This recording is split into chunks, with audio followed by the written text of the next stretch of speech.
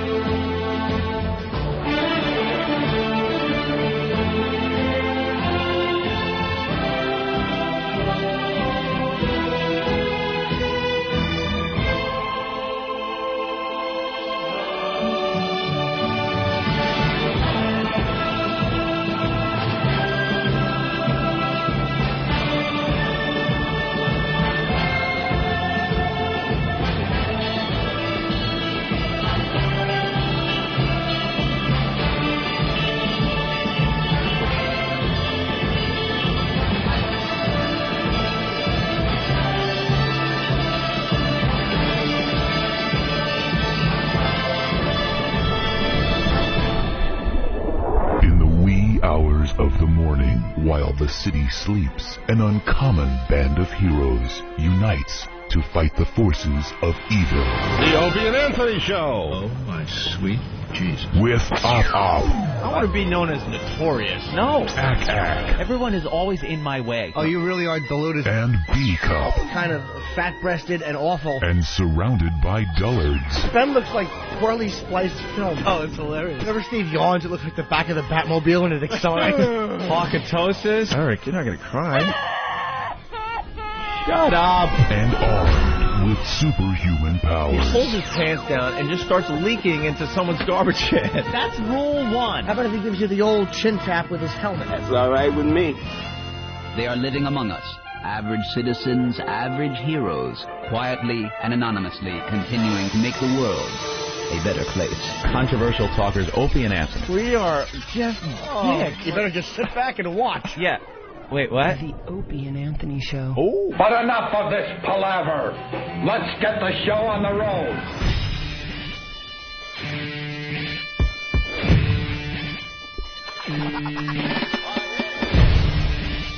How are you? Here we go again. How are you? Good morning.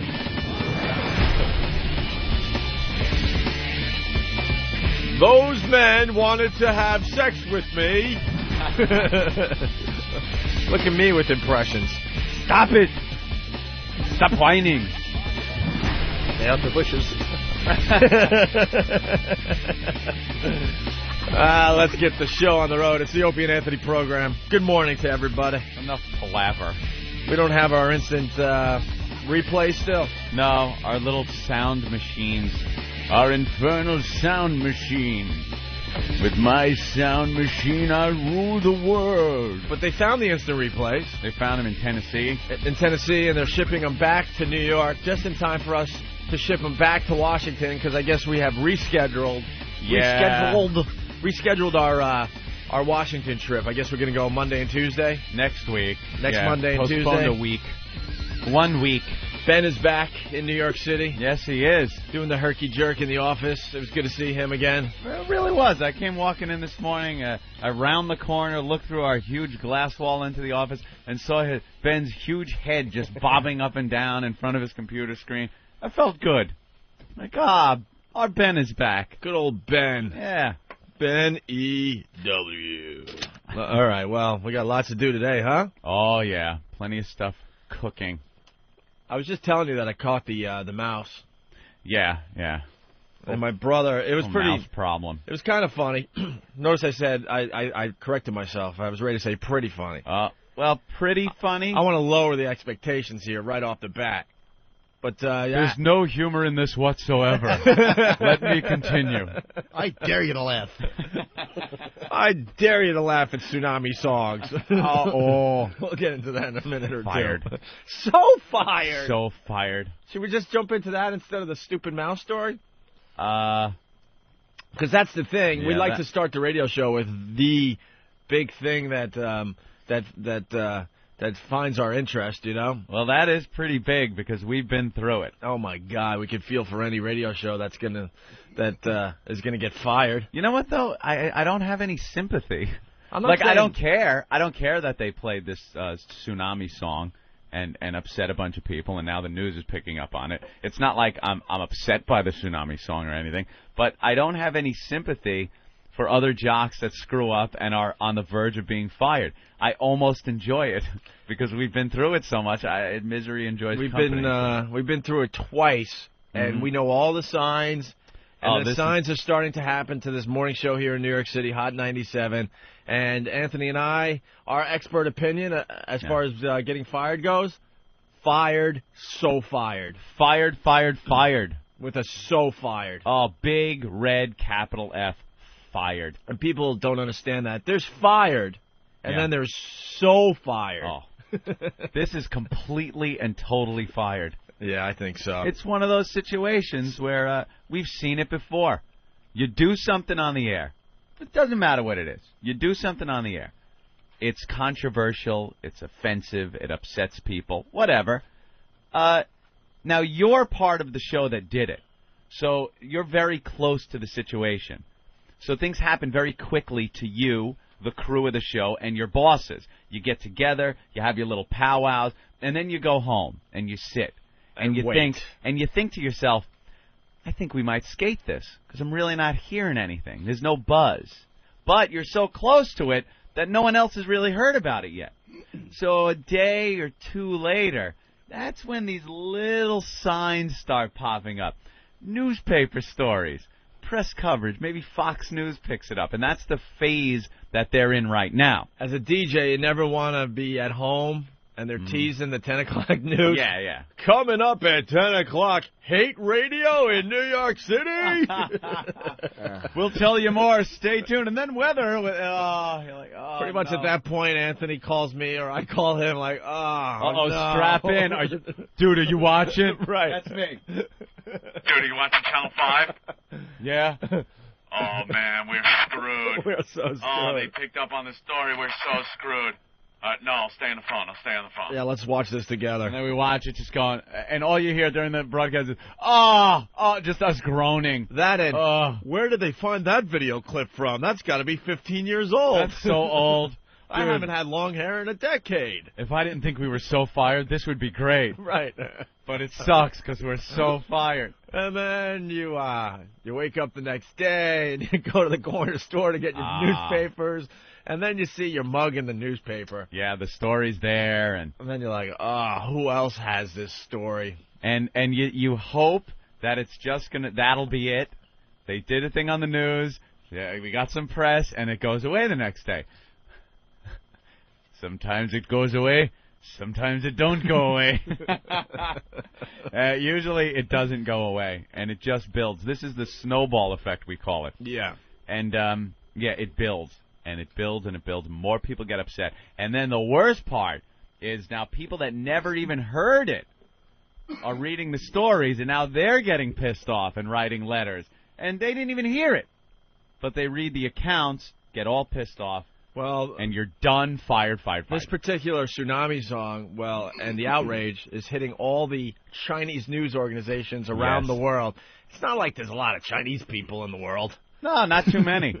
I hear they're really cutting down on Chinese people. Yeah. It's on the front page of Drudge. Yep. Drudge Report, which is just everyone goes to Drudge. I'm sure the trade sites are picking up on it, all the radio trade sites, and then in the New York newspapers. You turn the page. Opie brought up a pretty good point with the newspaper there. Well, and the placement in Newsday. Yeah, you never want to be pretty much the third story. Mm-hmm.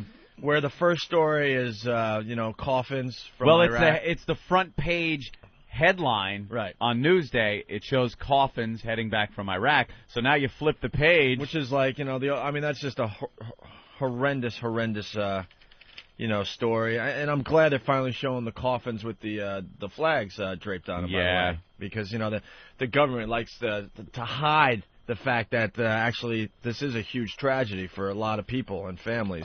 They acknowledge that people are dying over there, but they certainly don't want they don't want to show it in any way, shape, or form. No funerals, no coffins coming back, nothing. Which is just absolutely horrific that they don't allow that. And then there's the C train disaster here in New York City. Somehow a homeless guy got into a switching room and lit a fire and burnt up all these relays and stuff. And it's an ancient switching room, is what they're saying. Right. It's been there forever. Was a homeless guy living in there? I don't know. He went in there probably to get warm, lit a fire. It got out of control and burnt up this switching room. He was living in there because we did a whole thing on the mole people. Yeah, they find places to live down there. There's thousands and thousands of people that live below the streets of New York City. Whole society. Thousands. It's a whole society. They come up during the day to do, menial tasks and jobs, panhandle, get do all supplies. That. And then at night, there's some manhole covers all over the city where you could sit there and watch the people go back underground. Mm-hmm. They go into the subways. And the reason that the city is leaving these people alone down there, it would just be a major, major headache for the city if they decided to to get all these people out from underground, because then they would have to find housing, or these people would be walking the streets and bothering all the, the suits out there. So they just let them live. They just let them live down there. Yeah. And they start little fires and stuff. And in this case, some of them have improvised housing down there. They build these wooden frames, put burlap over them or something. They're shanties. And then and there's whole towns down there. There's an old Amtrak track they don't use anymore, and that's one of the big ones. I mean, this is a huge tunnel that they just haven't used in many, many years, and supposedly there's thousands of them down in that area. Some of the alone. smart ones have tapped into electric, so they have power down there, and it's like Thunderdome. Yeah. Master Blaster runs it down. They have a mayor. I heard they have a mayor. They have like weird officials they elect down there. Is there some kind of hierarchy? Yeah. Bob showed me, because we live on 43rd Street, and there's train tracks running by, and he's like, that's where the mole people come out, and you could look down and see that there's like a little weird area. As a tear runs down Bob's cheek because he's upset that they have to live like that. Poor people have nowhere to go. Blubbering jackass. Yeah, but there's areas in New York City that people know that the mole people come out, and you can watch them come out for the day and then go back down, at night. Yeah. So and this guy lit a fire, burnt up this relay room, and you're thinking, all right, they just got to go down there and fix it. How long could it take? They're saying 3 to 5 years. 3 to 5 years to 3 to 5 years to fix it, to get the C line working again. It's going to be out of commission 3 to 5 years. And that will affect about 110,000 daily passengers. People a day. And some guy I was listening to the news on the way and brought up a good point. He goes, everyone's all up in arms about terrorism. And some homeless guy shuts down an entire subway line for 3 to 5 years.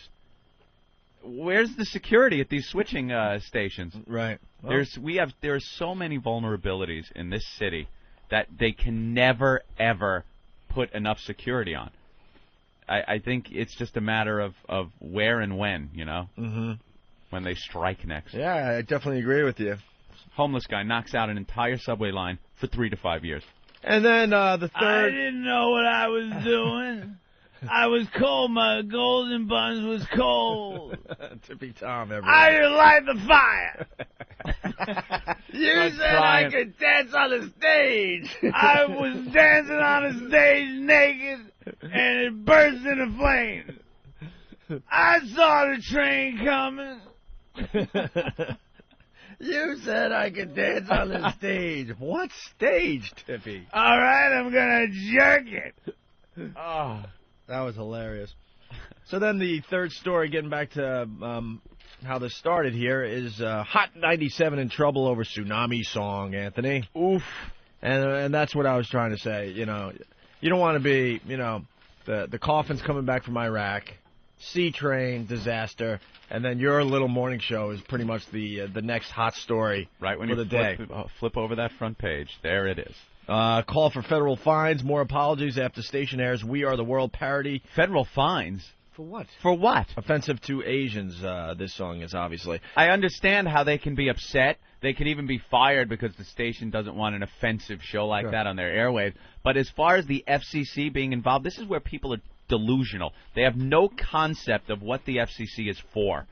They are not there to remove or fine programming that people find offensive because of some political content or some offensive content as far as race goes. They're there to police the airwaves for sexual content. That's what it says. It's titillating content. Double entendre that goes too far as weenies go. That's what they're there for. People are offended by that programming because they ragged on the tsunami and its victims. That's not an FCC. You can't federally fine people for that. That is a complete freedom of speech issue. Please don't say I'm agreeing with these people. Although, but you can't fine them for it. You can't fine them for it. Despite on-air apologies from the morning team, the station yesterday, council members and Asian American leaders called for federal fines, a stronger apology. Stronger? How do you? I really apologize. I apologized before, but it was kind of like, I'm sorry. Right. A wishy-washy. I apologize. They want them to apologize from a gym or something with a trainer while nearby. They're bench pressing. Apologize with a cape on. I apologize with your hands on your hips. I don't get that. An apology is an apology. What's a stronger apology? A stronger apology equals more insincere apology because it's never sincere. When you're a radio guy and you have to apologize for something you did, it's never sincere because you actually, when you first did it, you were enjoying what you did. It was funny. You found it funny. Everyone's laughing and laughing. Do they have the audio of me apologizing after the mayor prank? Because that's really funny. Oh, we both were like, yeah. Eric, do we have the mayor prank? We apologize to the mayor and his family. It was like, oh, do we have to be bothered? That's exactly my tone. It was the worst. A camera is stuck in my face, the famous mayor's prank that we did in Boston. And we're walking out of our studio there, and we're in a building on, I forgot what floor, third, fourth floor, and the camera crews were right there near the elevators. They come running from around a corner. They got cameras in our faces. Are you going to apologize to the mayor and his family? So I look into the camera all goofy, looking like I just stepped off a beach from California going, I apologize to the mayor and his family. Yeah, because he said, are you going to apologize to the mayor and his family? Yeah. And you went, I apologize to the mayor and his family. And me, I'm all dopey. I said something like, well, if the mayor was upset by this, right. Like I'm putting a condition on my apology. If he wasn't upset, then screw it. I'm not going to apologize. But, all right, if he was upset. And then I have to say, laughing the whole time, who knew the mayor and his family were fans of the show? Oh, bring on the pies, idiots. Bring on the pies. That's it. Oh, and they're backpedaling over there at All right, 97. so they're calling for federal fines, a stronger apology, and for the hip-hop station to fire its morning crew. There you go, calling for the firing. Go. Well, their apology wasn't sincere because they came out and they said, we're 97, we play joke.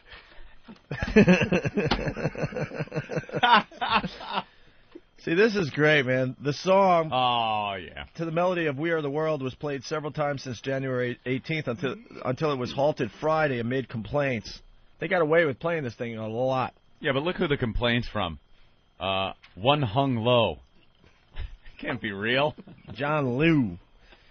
Oh, it's John Liu. Proceeds from the original song, recorded in 1985, were used for famine relief in Africa, yes, which makes it kind of worse for some people, I guess. The parody's lyrics make reference to 20-foot waves and contain racial epithets.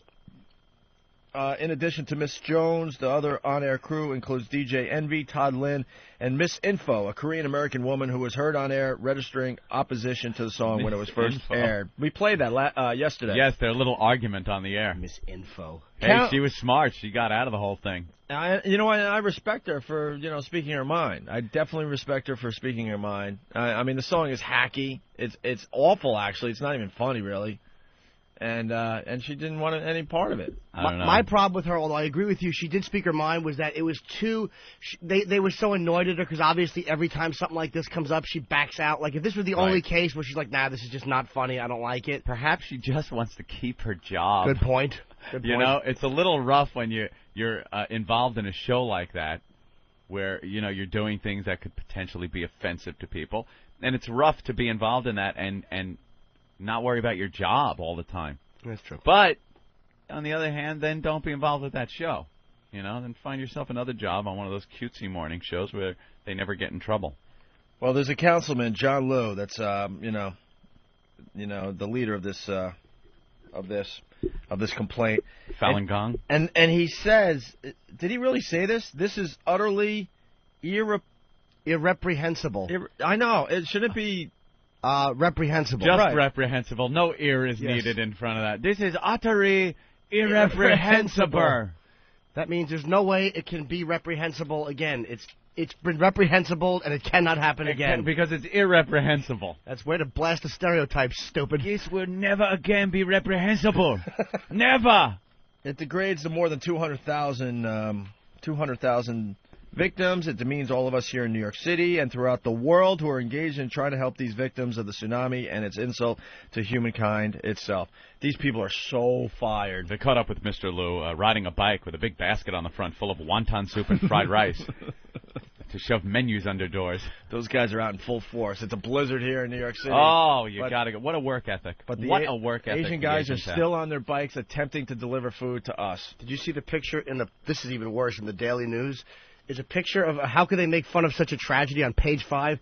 It's a picture of Miss Jones with her hands on her hips, and then the picture behind it is all the washed out tsunami area. It's like the wreckage. Looks like Hiroshima after the bomb drop. Right, yeah. And here she is just standing there with her hands on her hips, smiling. Looking all sassy. Almost like, look what I did. Scenes of death and destruction in Banda Aceh, whatever, Indonesia, are hilarious, right? Apparently the Hot 97 DJ, Miss Jones... It says are hilarious, right? Yeah, with the little comma and the question mark. It's even worded properly. Oof. She is irreprehensible. Totally irreprehensible. And this Asian guy, John Liu, have you ever heard of him before? No. That's why he's a problem. This is the first time anybody's ever listened to him. This is the first cause he's ever been able to latch on to. Now he's really going to push it. Yeah. He shan't go away. Yeah, no, they're in trouble. So this is cute. The other thing, because we are experts at this, like Anthony was saying earlier, the station posted an apology on the station's website. Oh, yeah. And they also made the whole morning crew donate a week's salary to the tsunami survivors. Well, that'll work. Or the tsunami relief efforts. Because management's plans to get the show out of trouble always succeeds, doesn't it? Stop it. Stop with you're grabbing at straws. You are grabbing at straws. The best thing management in this situation can do, and we know this, you put the show on the air and let them do the show. Yep. That's it. Ride it out. because it will go away. The more you make of it, the more other people make of it. The more you make of it, the more they pick apart what you're making of it and make it worse. Just let your show do the show. But that never happens, by the way. It never happens. Well, did you hear the suggestion management gave? They said that they wanted to have tsunami victims come and put them in stocks, and then the tsunami victims would throw egg rolls at their heads. I heard that they were doing that, and they actually even bought the egg rolls. And now they're not going to do that, so they have to take it to a children's hospital and hand the egg rolls out to terminally ill children. And our old program director, Dave Dickless, wonders why he's not in radio anymore. Yeah. Good move. Now Dave. we got to bring everyone up to speed. Basically, after we did the mayor's prank, his great idea to get us out of trouble was to put us in stocks in the middle of Boston, Faneuil Hall there. Yeah, and have the mayor throw pies at our face. And have the mayor throw pies at our face in front of, probably thousands of our insane listeners. Big press event, and that'll get us out of trouble with the mayor. Wrong, didn't work. They canceled that idea because me and Opie got on the air and said we are not going to go and do this. Dave got all mad. And then they figured they bought the pies already, so they figured another PR move is to have me and Opie go down to a children's hospital and hand the pies out to terminally ill kids while a photographer snapped away and put it in the paper. And when we got there, we felt all bad that they were doing this. We see the poor little sick kids walking around, and we didn't want to use them as pawns in our way to get out of trouble, so we just kind of, gave them the pies, told the photographer to get lost, and left that event and got fired. And we took our beating. The end of this article never works, though. Anything management comes up with does not work. That's the point, we're making here.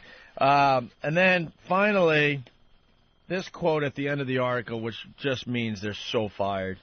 We have to go after the station's advertisers. Yay, they're... Good night. That'll get the fear. Good night. Yep. Yeah, because all your advertisers are going to have sympathy for the fact that you made fun of the tsunami victims.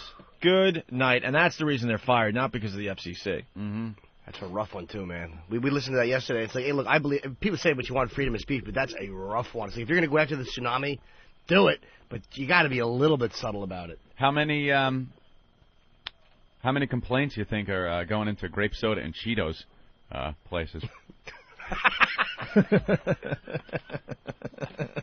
KFC is outraged. Well, here's the song everyone's talking about, Anthony. We also failed to mention that our old producer is producing this morning show. Oh, right. And we know damn well that he wrote this thing. I have no doubt in my mind that Rick wrote most of this song. I will bank on it. He's on the lead vocals, just singing his little lungs out. I will bank on Rick penning this one. I guarantee our old producer wrote this, or most of it. Mm-hmm. And I guarantee also he's really pissed off that his name's not being mentioned in all these articles. Yeah. Yeah, they're just saying the crew of the show. The crew. So, to be fair, the song just stinks. It is really bad. It's not even, it's just not entertaining at all. No. Taking away what they're singing about and all that, there's no real comedic value to this thing at all. If you were to write a tsunami song parody, what would you focus on to make it funny? The fact that they were saving the white people first. Yep. Yeah, stuff like that is good. The fact that people refused to cancel their vacations and were sunning themselves on the same beaches that thousands of people lost their lives. That's pretty good. A week prior. Uh-huh. Not bad. Things like that. Mm-hmm. I would focus on the child slavery and the fact that people had sticks going through their heads. See, now you're perfect for the Hot 97 show. What, do you have a copy of their official apology? Yes. This is the official statement from the morning crew there? And you know that they sat down with management. Actually, management just sat down. The show itself is never involved with the apology statement. We know this also. Statements get put out all the time. We were not involved in one statement that went out. They keep the show away. Management and some corporate-level douchebag PR person writes these things up. And every word is calculated. Hot 97 regrets the airing of material that made light of a serious and tragic event. We apologize to our listeners and anyone who was offended. Both Hot 97's program director and Miss Jones issued on-air apologies on Monday, stating that the material was offensive and should not have been aired. Now, here's the look what we do, so you can't be that mad at us because we're really good people line, which they always throw in. Hot 97 takes pride in its community involvement, and in the last few weeks has joined with broadcasters nationwide to raise money for victims of the tsunami. Our relief effort will result in a substantial cash donation. That last sentence is insulting.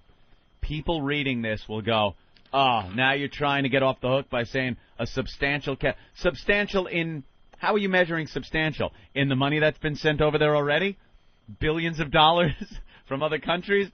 Pretty much drop in the bucket, Hot 97. Nice that you're doing that, but this amounts to taking pies to terminally sick children. It ain't going to work. The apologies never work. You should just not say a word, put the show back on the air. It will die out in a couple of weeks at most. But no, they're going to make a stink.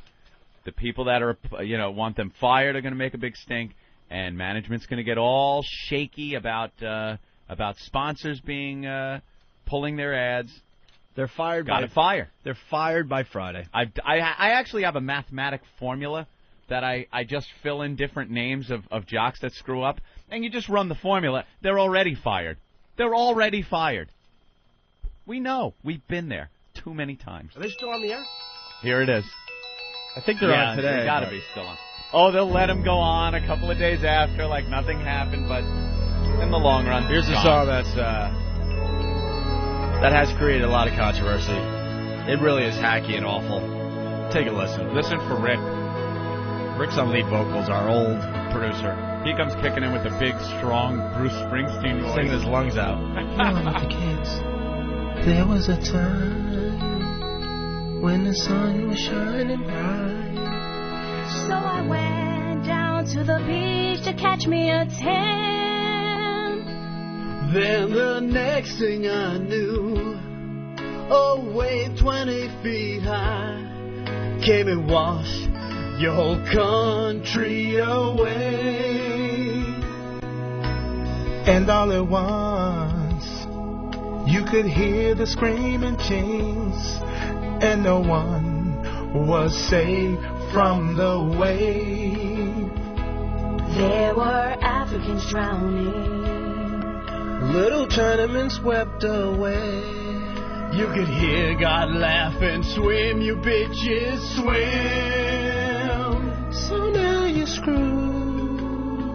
It's the tsunami. Not as screwed as you guys. You better run or kiss your ass away. Go find your mommy. I just saw her blow by.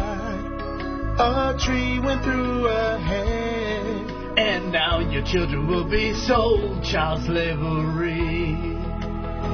So now you're screwed. It's a tsunami. Not as screwed as you guys. You better so fired. Run, kiss your ass away. Go find your mommy. I just saw her float by.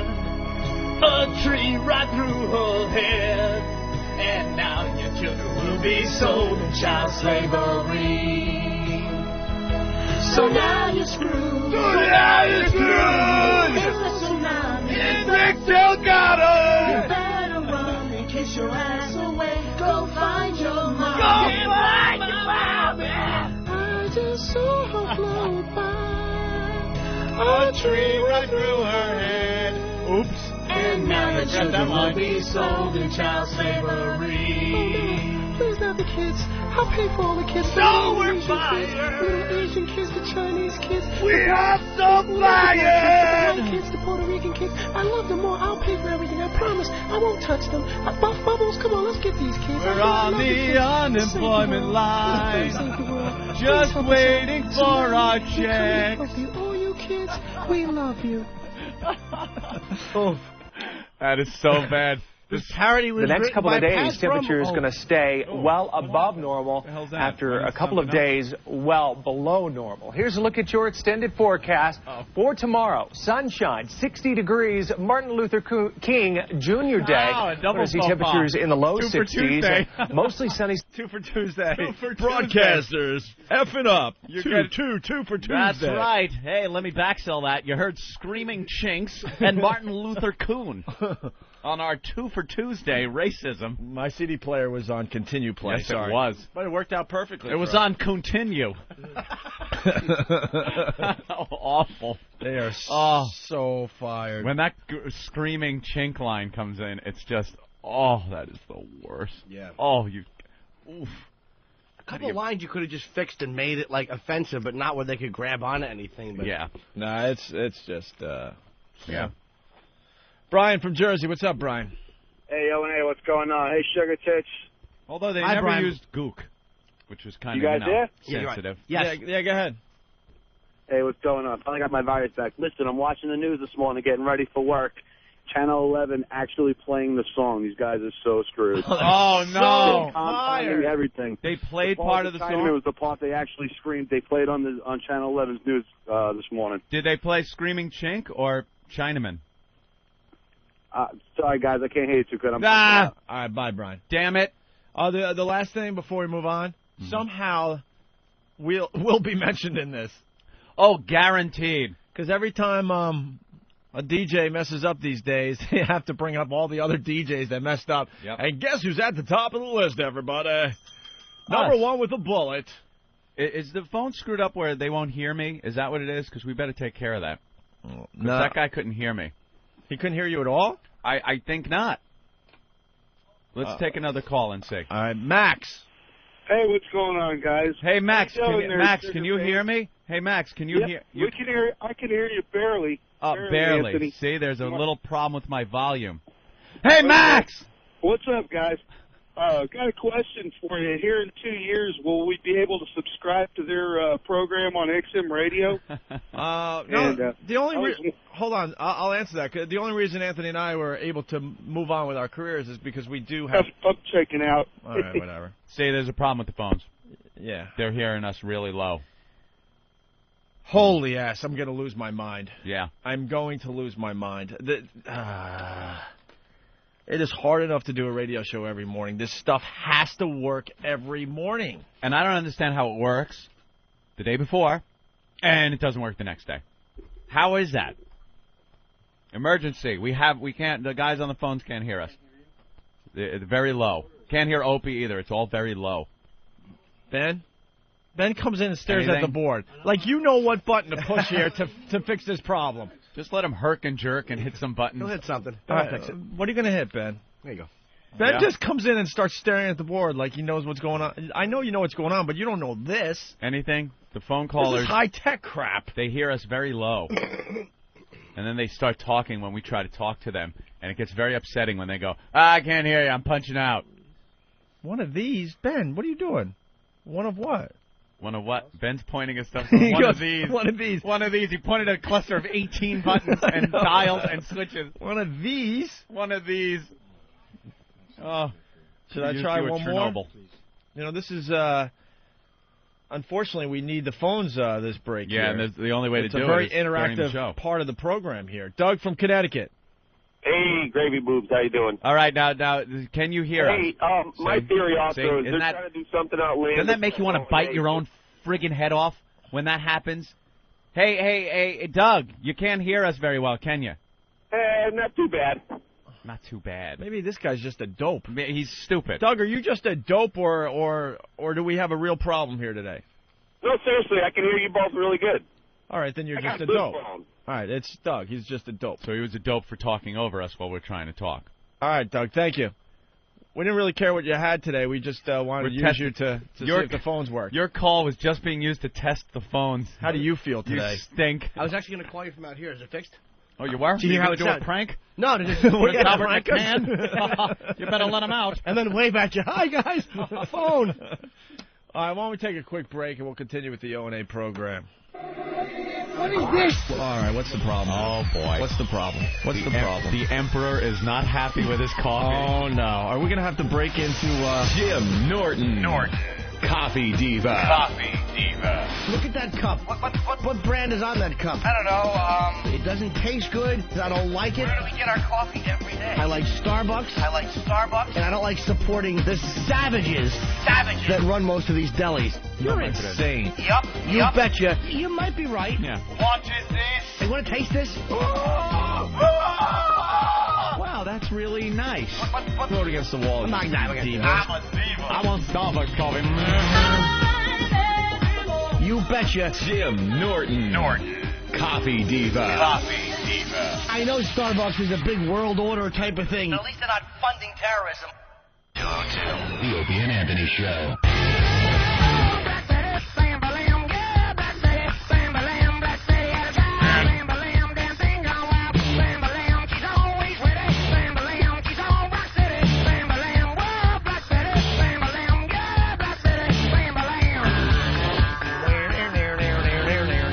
That's Spiderbait. Originally done by Ram Jam, that's right, Black Betty. It's the Opie and Anthony program, the One virus, spreading across America. Thank you very much for everyone that is doing their part to get this radio show back on the map. Right. Oh, we'll get back to where we were. Oh, we will. We need to write a few tsunami songs, I think. That'll get us back where we want to be. Oh, fired. Yeah, back on the golf course. Yeah. Back in the cave with the mud people. Back in the mountains hanging out with mountain chicks and their 70s Earth Mama muffs in the hot springs. I forgot we were talking about that yesterday. That's after we got off the air. We were yapping about that. Things we were doing when we were off. And what the hell was that? It was, I was bringing up a trip to Colorado, and we went to this mud cave. God, we completely ran out of things to do, I know why, didn't we? because I think Jim was talking about how he was going to try that yoga. Oh, you're going to Bikram try yoga, yes. Really? Yes. Now, where did you hear about this? My friend Sue told me. Ooh. I've heard it before. It's just that I want to do yoga because it's good for you. And Opie said that Elo has done this. Yeah, Elo told me in my neighborhood they had this yoga class where they keep the room at, I don't know, some ridiculous temperature, like 120 degrees. I mean, just outrageously hot. And the women do their yoga with barely any clothes on because it's so hot. And he goes, look, man, I didn't go for the freaking yoga. I went to check out the pieces of asses all around me. Obviously, he didn't go for the yoga. Yeah, what do you think they're thinking looking at him? No doubt. Oh, that guy over there with the misshapen head just passing out after 3 minutes. Oh, God. So he told me I should check out this yoga place in my hood. And then, Your hood. And then Jimmy, after the show yesterday, was talking about how he was going to go try it as well. Yeah. At another location. I don't know, whatever. On 8th Avenue somewhere. Yeah, so then... if you ever call the Upper West Side of Manhattan the hood again, yeah. Jesus Christ. Yeah, the hood. Look, man, we got our own problems up there. Yeah? Yeah, everyone walking around with attitudes and their little dogs. I hate it up there. Old people with their faces stretched. I absolutely hate surgery living up there because there's no real people whatsoever. No, I just want to talk to people. I like to talk, Anthony. Ugh. I do, People though. stink. When you're walking the streets, you want to nod at someone and maybe have them acknowledge you, you know? Ooh. I don't. This city is just filled with lonely people. What are you doing now? What's going on with the button adjustment here? Right. Huh? You're right, Ben, right? Oh, Ben was Ben right. had to say it. Good Ben, point. I was right. He pointed at a dial. All right. And he just You said... said it was the talkback, right? No, I said it was... All right, because you just adjusted something I said that it was wasn't one of those the dials, talkback. and then Mars just told me, he goes, it's the mix minus buttons there, and they're dials, and that's what it was. Aha. Did you learn that in Washington? Yes. Yesterday? I learned that at one of my meetings.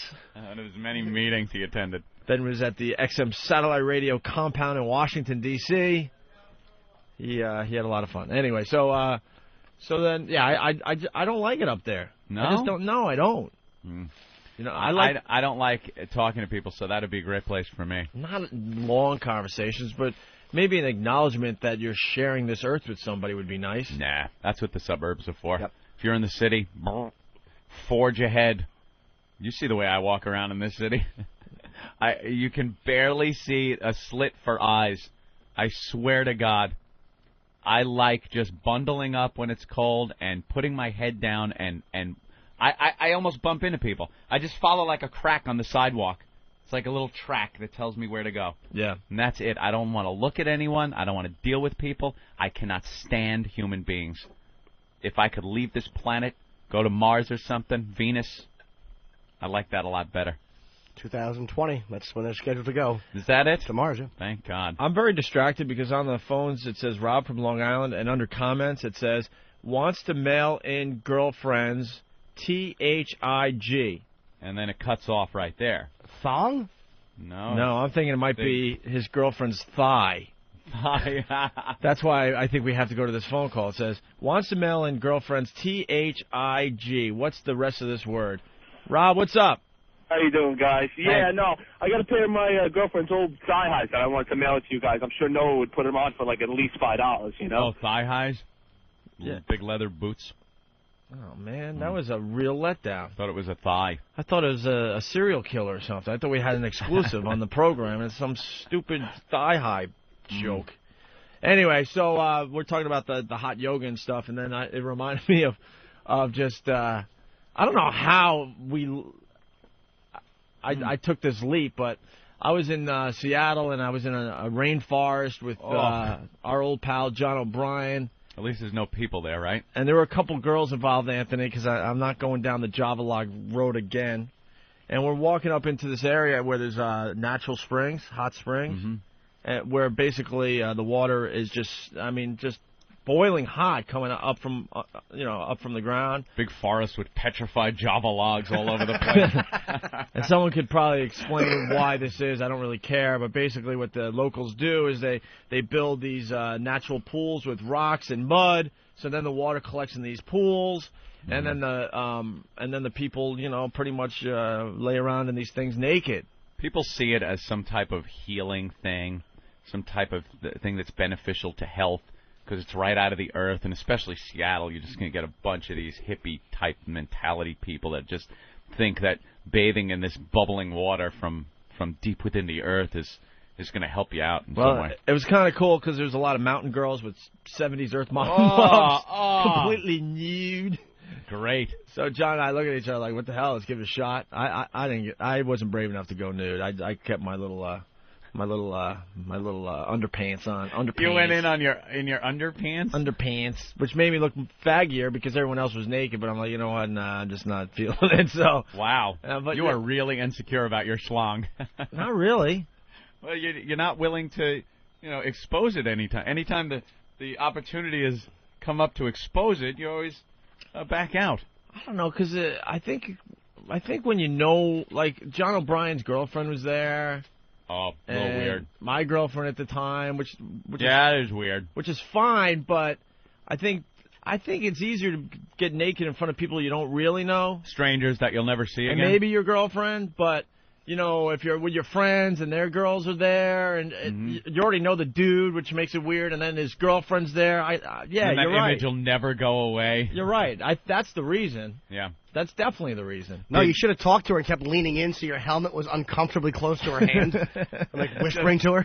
Kind of brushing against her hand. Did your friend's girlfriend get naked? John O'Brien? No, they didn't want to go in. No, which made it a little strange too. So they're kind of hanging outside the pool, just sitting on a rock as we're like frolicking with the mountain women. Yeah. Checking them out and starting conversations with them and making them laugh so their big mountain jugs go up and down a little bit. Mountain jugs. Were they like really hippies though? Were they man. Like talking about nothing? Dude, no joke. 70s Earth Mama muffs. Like, and this was only like a year, 2 years ago, whatever it was. Wow. And hairy armpits, all that fun stuff. So. And was it warm out or was it kind of cold out? And you get it because a lot of people like doing that when it's really cold out. No, it wasn't cold. It was like a spring day. Yeah. It was probably 70. That's not bad then. It was cool though, and the whole this whole mountainside is just a ton of them, and people spend all day just going to different ones, socializing, checking it out. Some are like really small pools where like little couples go and really get it on. Have sex. Yeah, because they're kind of hidden in like the woods and stuff, and then there's. Looks like egg drop soup. And then there's much larger ones that bubbling away are as big as this room at least. Yeah. And the water's anywhere. Some of them are only a few inches high, and others are a couple feet high with the hot water coming through. It's pretty neat. So then I mentioned that, and then you were talking about like mud people or something in a cave in Arizona. No, it's Colorado. Oh, Colorado. Okay. Yeah, I went to Colorado, and there was this. It's like a cave There's this place, and people go there. It's like they know where this is, and it's a big thing, and there's a few of them around in Colorado. It's a big cave with hot springs coming up from the floor in some parts, like really hot, bubbling, boiling water, and it just makes steam in this place, so it is sweltering. It's just stifling heat and steam. And people go in there. You know, you get to go into a locker room, and you change into, like, this robe thing. But it's an actual locker room? Yeah, outside the cave. You walk into this place. It's like a storefront on the side of a mountain. And you walk in. They also do, nails and other things, facials, I guess. And you walk down, and you go to the locker room. They have a solarium if you want to lay down in a room with plants and stuff. Real hippie crap. And then you walk down further, and you walk down these stairs, and you go into these caves. And there's mud kind of dripping, because there's water dripping everywhere. This natural water is filtering through this mountain. Well, isn't water natural? Well, yeah, but it's not like piped in from the city or something. It's it's natural water, really. It's just bubbling up from the earth. Very natural. and when it comes through the cracks in this mountain, mud comes out. All kinds of this sulfur and just all kinds of minerals. Oh, yes. I forgot to mention that really fast. Yeah, I'm sorry. Then when you said sulfur, just with my story, the smell of sulfur was absolutely horrific. Really bad. Really bad. So what comes oozing out of these cave walls is this mud that's full of all these different minerals and stuff. So people grab handfuls of this mud and rub it all over themselves and kind of sit there in this sweltering heat. And I'm like, all right, I'll try it. What the hell? Go in there and keep your underpants on? Yeah, I had some kind of shorts on. I can't remember if they supplied some kind of ridiculous paper shorts. No, you got to go with swim trunks or a bathing suit or something. I guess some people go naked, but it's because it's dark in there, and there's all these little corners, nooks, and crannies that you're walking around, and it's kind of dark. Can't find your way around. You walk in there, and I guess somebody could be naked, just sitting there covered in mud. And after 5 minutes, I couldn't take it. First of all, the heat was just ridiculous, and then the smell in this place. I guess because of the sulfur and minerals oozing out of the walls, and just sweaty hippie people that are sitting there. It smelled like just feet and armpits. Just nasty. Did you spread the mud all over your face? I didn't do any mud. No. Why? No mud. I didn't want mud. So what? You just sit there on the side and watch everyone else have all their fun? I sat in the steam for a while, and it's like, this sucks, and I'm just miserable the whole time. This stinks, and I was like, I'm leaving. Yeah. We were there with my girlfriend and her family and stuff, so. I was like, I gotta go. I'm out. So I left, walked out. Just hippies. It's a hippie thing, and I'm the furthest thing from a goddamn hippie. And what's the mud supposed to do? It's supposed to have again that whole natural healing thing. Oh, there are claims. You walk in and there's pamphlets and you read it, and this place has been open since the 1800s. People would go there to rub this mud on themselves, and it's supposed to heal and make you feel better and clean out your colon. I don't know. Yeah. I was in Sedona, Arizona in April. Sedona, Arizona. Is it in Arizona? Yeah, that's right. You scared me. All right, Sedona, Arizona, and they have healing things there. What is it called again? The holistic. The vortexes. Oh, the vortex. I saw a show on that. It was hysterical. The vortex, and you're supposed to climb up some of these cliffs and stand where the vortex is. Yeah, and supposedly... And then some vortex, professional will tell you where to move and go and take your money. And what is that supposed to do? I don't know. It's supposed to put you in the place where the Earth, some magnetic property of the Earth is supposed to help you out. You've got to stand in an exact spot. Dude, and the only whole these pros town know. is all about the vortex. Yeah, the vortex. Sedona is one of the most beautiful places you could go in all of America with the Red Rocks and stuff. Yeah. But they're all advertising the vortex. Yeah, and these professionals, these vortex pros, know where all these vortexes are. So you pay them good money, and they tell you where to stand and run around in circles, and It's really odd. I saw a show on it, and they just all look like lunatics. I think it was on that Penn and Teller bullshit show. The best is the locals. Showtime. I go, all right, come on, man, tell me the truth. What's up with the vortex? It's like, don't waste your money. Of course not. All us locals know it's a joke, but it brings in a lot of tourists. Oh, they laugh. laugh at the people up on these plateaus, and they're jumping and running around and doing things on the vortex. What they should do is walk you up to the end of the cliff and then take your money and put their foot in your spine and watch you plunge to your stupid death. And then all you hear as you're dying is them laughing and waving your cash at them. Maybe I made up. And Freak Show wants to know, what does it cost for the Mud Cave? Wow. Was it expensive? No. Not really, because, these hippies don't have much money. I think they make it up in volume.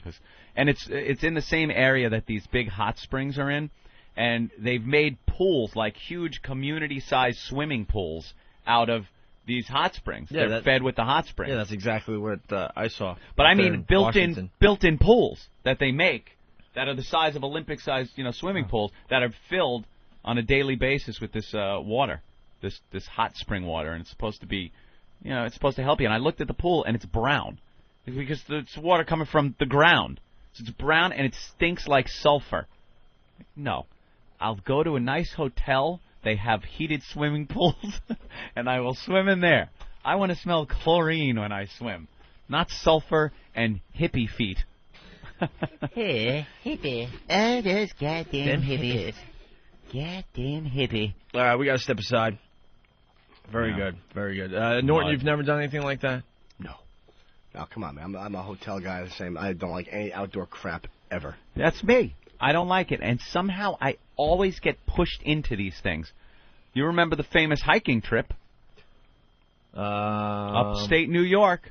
Yeah. In the Catskills. Oh, didn't you get lost or something? Yep, thank you. Oh. Thank you.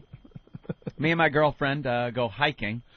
On a little day hike, right? On a day hike to go up to the top of this mountain and then back down the mountain. We hike all the way up. It just takes hours to hike up this. And it's, it's up. It's uphill the whole way. I'm just looking forward to down because at least your pal Gravity can work with you. We go up this mountain, have a little lunch, and go back down. And my girlfriend goes, "Oh, I know another way down." Like, and now she's pointing to a trail on the other side of the mountain, and I'm thinking in my head, this cannot be the way down. I go, this is not the way down. She goes, "No, I remember taking this when I was a kid. It's another way down." All right, let's go. We go. It wasn't another way down. It was another way to some faraway land that I could not even fathom. More mountains. I noticed when we started climbing up again. We were going down, and then all of a sudden the trail starts going up again. I go, wait, we're going up a mountain again. And then she was like, uh-oh, there's a problem. Now coming down the mountain in the new trail that we had gone down, there were some places that you can't get back up. I'm talking we were rock climbing, like climbing down sheer rock walls that you can't climb back up without mountain climbing equipment. So now we can't turn around and go the way we came because you'd have to climb up these sheer rock walls. So we continued, just kept going. The sun's going down. And I go, oh, brother. And it's fall upstate. It's going to get cold. Then the rain starts raining. We had done, look at a manual of what not to do when you're hiking. We did it all. Had no food, no water, no appropriate clothing for the cold. Kept just walking. I figured this trail's got to end up somewhere. So we just kept walking. It got too dark now to walk because, like I said, it's not just a trail. You're climbing up and down mountains. Saw a sign that said lean-to, and it was this way like another mile. So we had to hike another mile. It's dark. Get on the way to the lean-to before it got completely dark. I'm walking, and I see a black bear walking in front of me. And I'm like, oh, this is all I need. I'm going to get eaten by a goddamn bear upstate, lost in the woods. Shock Jock gets eaten by a black bear. Eaten by bear. And you know everyone that hates Film us at 11 would just laugh. And the black bear just moseyed along his way. But now it's in my head now that there are bears roaming around here. We get to the lean-to. What is a lean-to? It's this thing that I guess hunters use sometimes. A little shelter thing. It's a shelter. It's not made out of sticks. It's made out of wood, and it's got a shingle roof on it. But the whole front is open. And people usually light fires if they have matches and dry wood. They would light a fire in front and keep toasty warm all night. Or roll out their sleeping bag Right. for the night. My girlfriend had her Keep dry coat. just in case it starts raining during the night. Right. I got to ask you, why didn't you just ask Steve for directions when he walked in front of you? With his sweet honey-covered face. You went the wrong way down the mountain. I told you to go the other way. Yeah. He has no idea. He's walking to the There studio. he He has is. no clue. Hey, Steve. Hey, Steve. What? Nothing. You bear of a man. Did you secretly, nod your head toward the lean-to to show Ant how to get there? I really hate this part. Yeah. Why? It's like walking. You know why? Because I have no idea what you guys are talking about in the other room, and it's like walking into a hail of gunfire, and you have no idea. Hello, exactly. Yeah, exactly. Thank you. We'd play that clip if we had our instant replay. Yeah, so we got to lean-to. Couldn't light a fire because there was nothing there. We had no matches. Tried in vain with really cold, wet hands that weren't functioning anymore. I couldn't hold stuff. You know when your hands get so cold and wet that you can't move your fingers? So there I am trying to get a piece of damp newspaper I found in the lean-to and 2 rocks. No way. It's just that desperation right before you die of exposure. You know, they find you with those dopey rocks in your frozen hands and some little wet piece of newspaper. It just was not working. And we figured, the only thing we can do is really just go to sleep. So we got she had a very light that's good. spring jacket. That's how they're going to find you. Exactly. That's it. That's how they find you. You don't go to sleep. No, you try to keep moving, but no. Go to sleep, so they find you holding each other, frozen. That's it. So we lay down in the lean-to, and we're trying to stay both of us covered with her little spring jacket, and that was all we had, and it was the coldest, longest night I've ever spent in my life. And then knowing that when you wake up, you're still lost in the middle of the woods. So we got up right when the sun came up, and it was cold and pouring rain. Yeah, and we had to walk another, I don't know, I don't even know what it was. It was miles. How'd you figure out, you couldn't go backwards at this point? Nope, just kept walking down one trail, knowing it would pop out somewhere, and it came out on a road that was just deserted, and we ended up finding a park, some sort of park where there was a bathroom with running water, because we had no water either, and just spent time with my head under the faucet just drinking. And then we found a park ranger type station, and that person drove us back to our car where we started. And when we pulled up there's state police and everybody hanging out. We get out of the car. Hi! We're stupid city people. Hi! Oh, are you okay? They got blankets on us and stuff. And I was walking. I was crippled. My legs, I could not walk. And I'm trying to make it like nothing's wrong. No problem. I dealt with it fine, and I'm walking like a newborn fawn. You ever take one of those hour-long dumps and your legs go numb, and you stand up and try to walk out of the bathroom? That's how I was. Yeah, you get the butt hickey. Just awful. I needed some of those chrome cripple people crutches the way I was walking. Horrible. And they're offering us, granola bars and fruit. Are you okay? Yeah, no problem. Hi, we're stupid city people. Hi, we're stupid city people that should be dead right now. I saw a bear. I saw a big fluffy bear in the woods. Oh. Did you take a dump in the woods at all in the rain? No. There was no dumping. It was just this tunnel vision. Keep walking. Don't even for a second think about the situation you're in, and just keep walking. Why all the police and stuff and rangers? Because the family started my girlfriend's mother had reported us missing. Oh, yeah. Wow. And we were missing overnight. So wow. It was just the worst situation. And all this happened just in Central Park, huh? Yeah, it was very hard, and I didn't even know. Central Park West was at one point we were so close to it. Central Park. We were in the middle of the forest, upstate New York. That's awesome. Bear is scary, man. That's like for real. This is real. That was scary as hell. He just trotted along, didn't even give me a look, but to know that there are bears there, I was like, oh, man. Yeah. Unbelievable. Lucky it didn't have a cub. You hear those stories of bears that have cubs and someone stumbles on them? Yeah, just stumble on them. Tough to explain what's going on. Like, no, we're just lost. I was able to see him from a distance because he had a flaming hat on. And the music. And then whatever that music is. It's Martini Bear. It's Martini Bear. Cozy face on that bear. It was so cozy. I just wanted to pet it. It had a perfectly manicured beard. Little soul patch. Blonde head of white hair. Yeah, little blonde head. It's the strangest thing. A black bear with a blonde head. That's classic. Absolutely classic. Yeah, and it was drinking heavily, too. Could barely walk. Soundmusic. Yeah, I was watching porno and...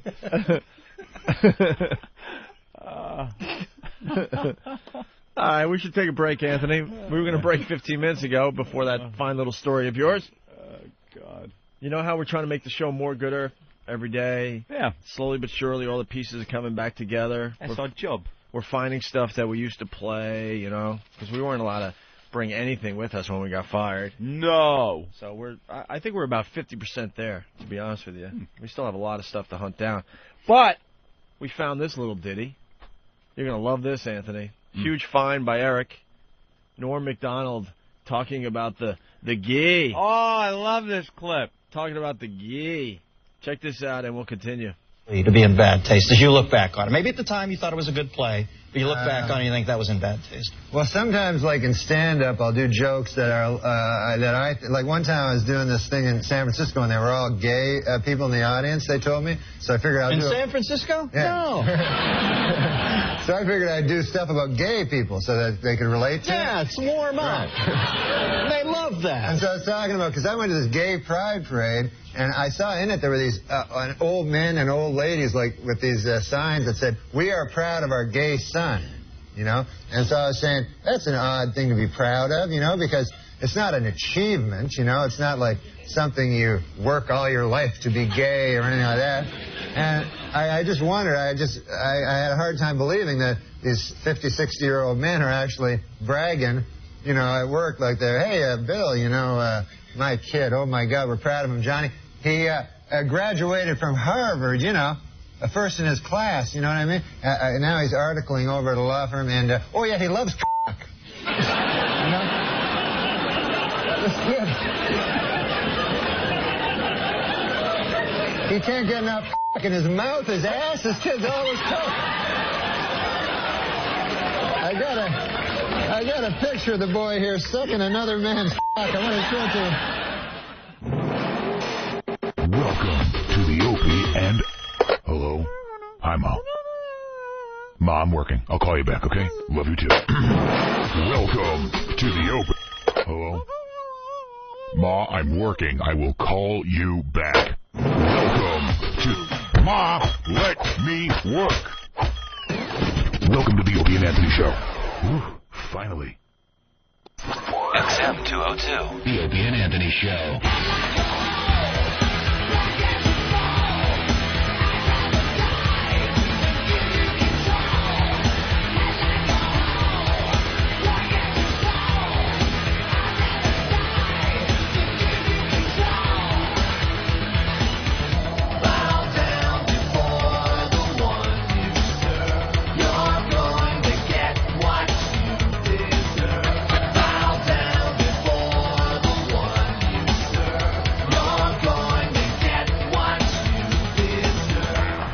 All right, we're back. These breaks are way too short. We can't get anything done. It's going to become a problem, I think. It's affecting the rhythm of the show. I'll figure it out. You talk for 40 minutes, and then you want to stretch your legs, get your head together, think about what you want to talk about next. I ran to the bathroom, and all of a sudden they're like, "You're back on the air." I'm like, "What? We just took a break." Got to figure that out, Anthony. Got to figure it out. Richard Freire from Jersey City, New Jersey. Freire. Richard Freire from Jersey City, New Jersey. How about sending a few more instant feedbacks, you dick? The guy's completely tying up our instant feedback with one message. It's not even like he's trying to goof. It's a message. I guess he wanted us to, check into the Weird New Jersey magazine or something. Enough with the Weird Enough New with Jersey that. magazine. I don't give a crap that there's weird people living in the woods in Jersey. But he's completely tying up instant feedback. Stop posting, you ass. SilentComedian at yahoo.com. SilentComedian at yahoo.com is his email address. Could somebody please email him and tell him to stop? Yeah, maybe one or two of the listeners out there could email silentcomedian at yahoo.com. We only need one or two of you guys. We don't know which Yeah. one or two, so. Richard Freire, F-R-E-I-R-E, in Jersey City, New Jersey. Maybe you can stop. Maybe a couple of people, just one or two, could email him and tell him to knock it off. Jack off. What's the email address? Richard Freire? No, silentcomedian at yahoo.com. Oh. Silentcomedian at yahoo.com. There you go. All right, Anthony. Have fun checking your email, douchebag. Yeah, enough. We read all the instant feedback. You don't have to send your stuff 10, 12, 15, 12 times. 20 times. If we don't read it, it sucked. Yeah, We read it, believe me. And we're saving you from the embarrassment of your awful line. He just redid a joke that I did about Voss and then rewrote it cleverly. Yeah, he's got that going, too.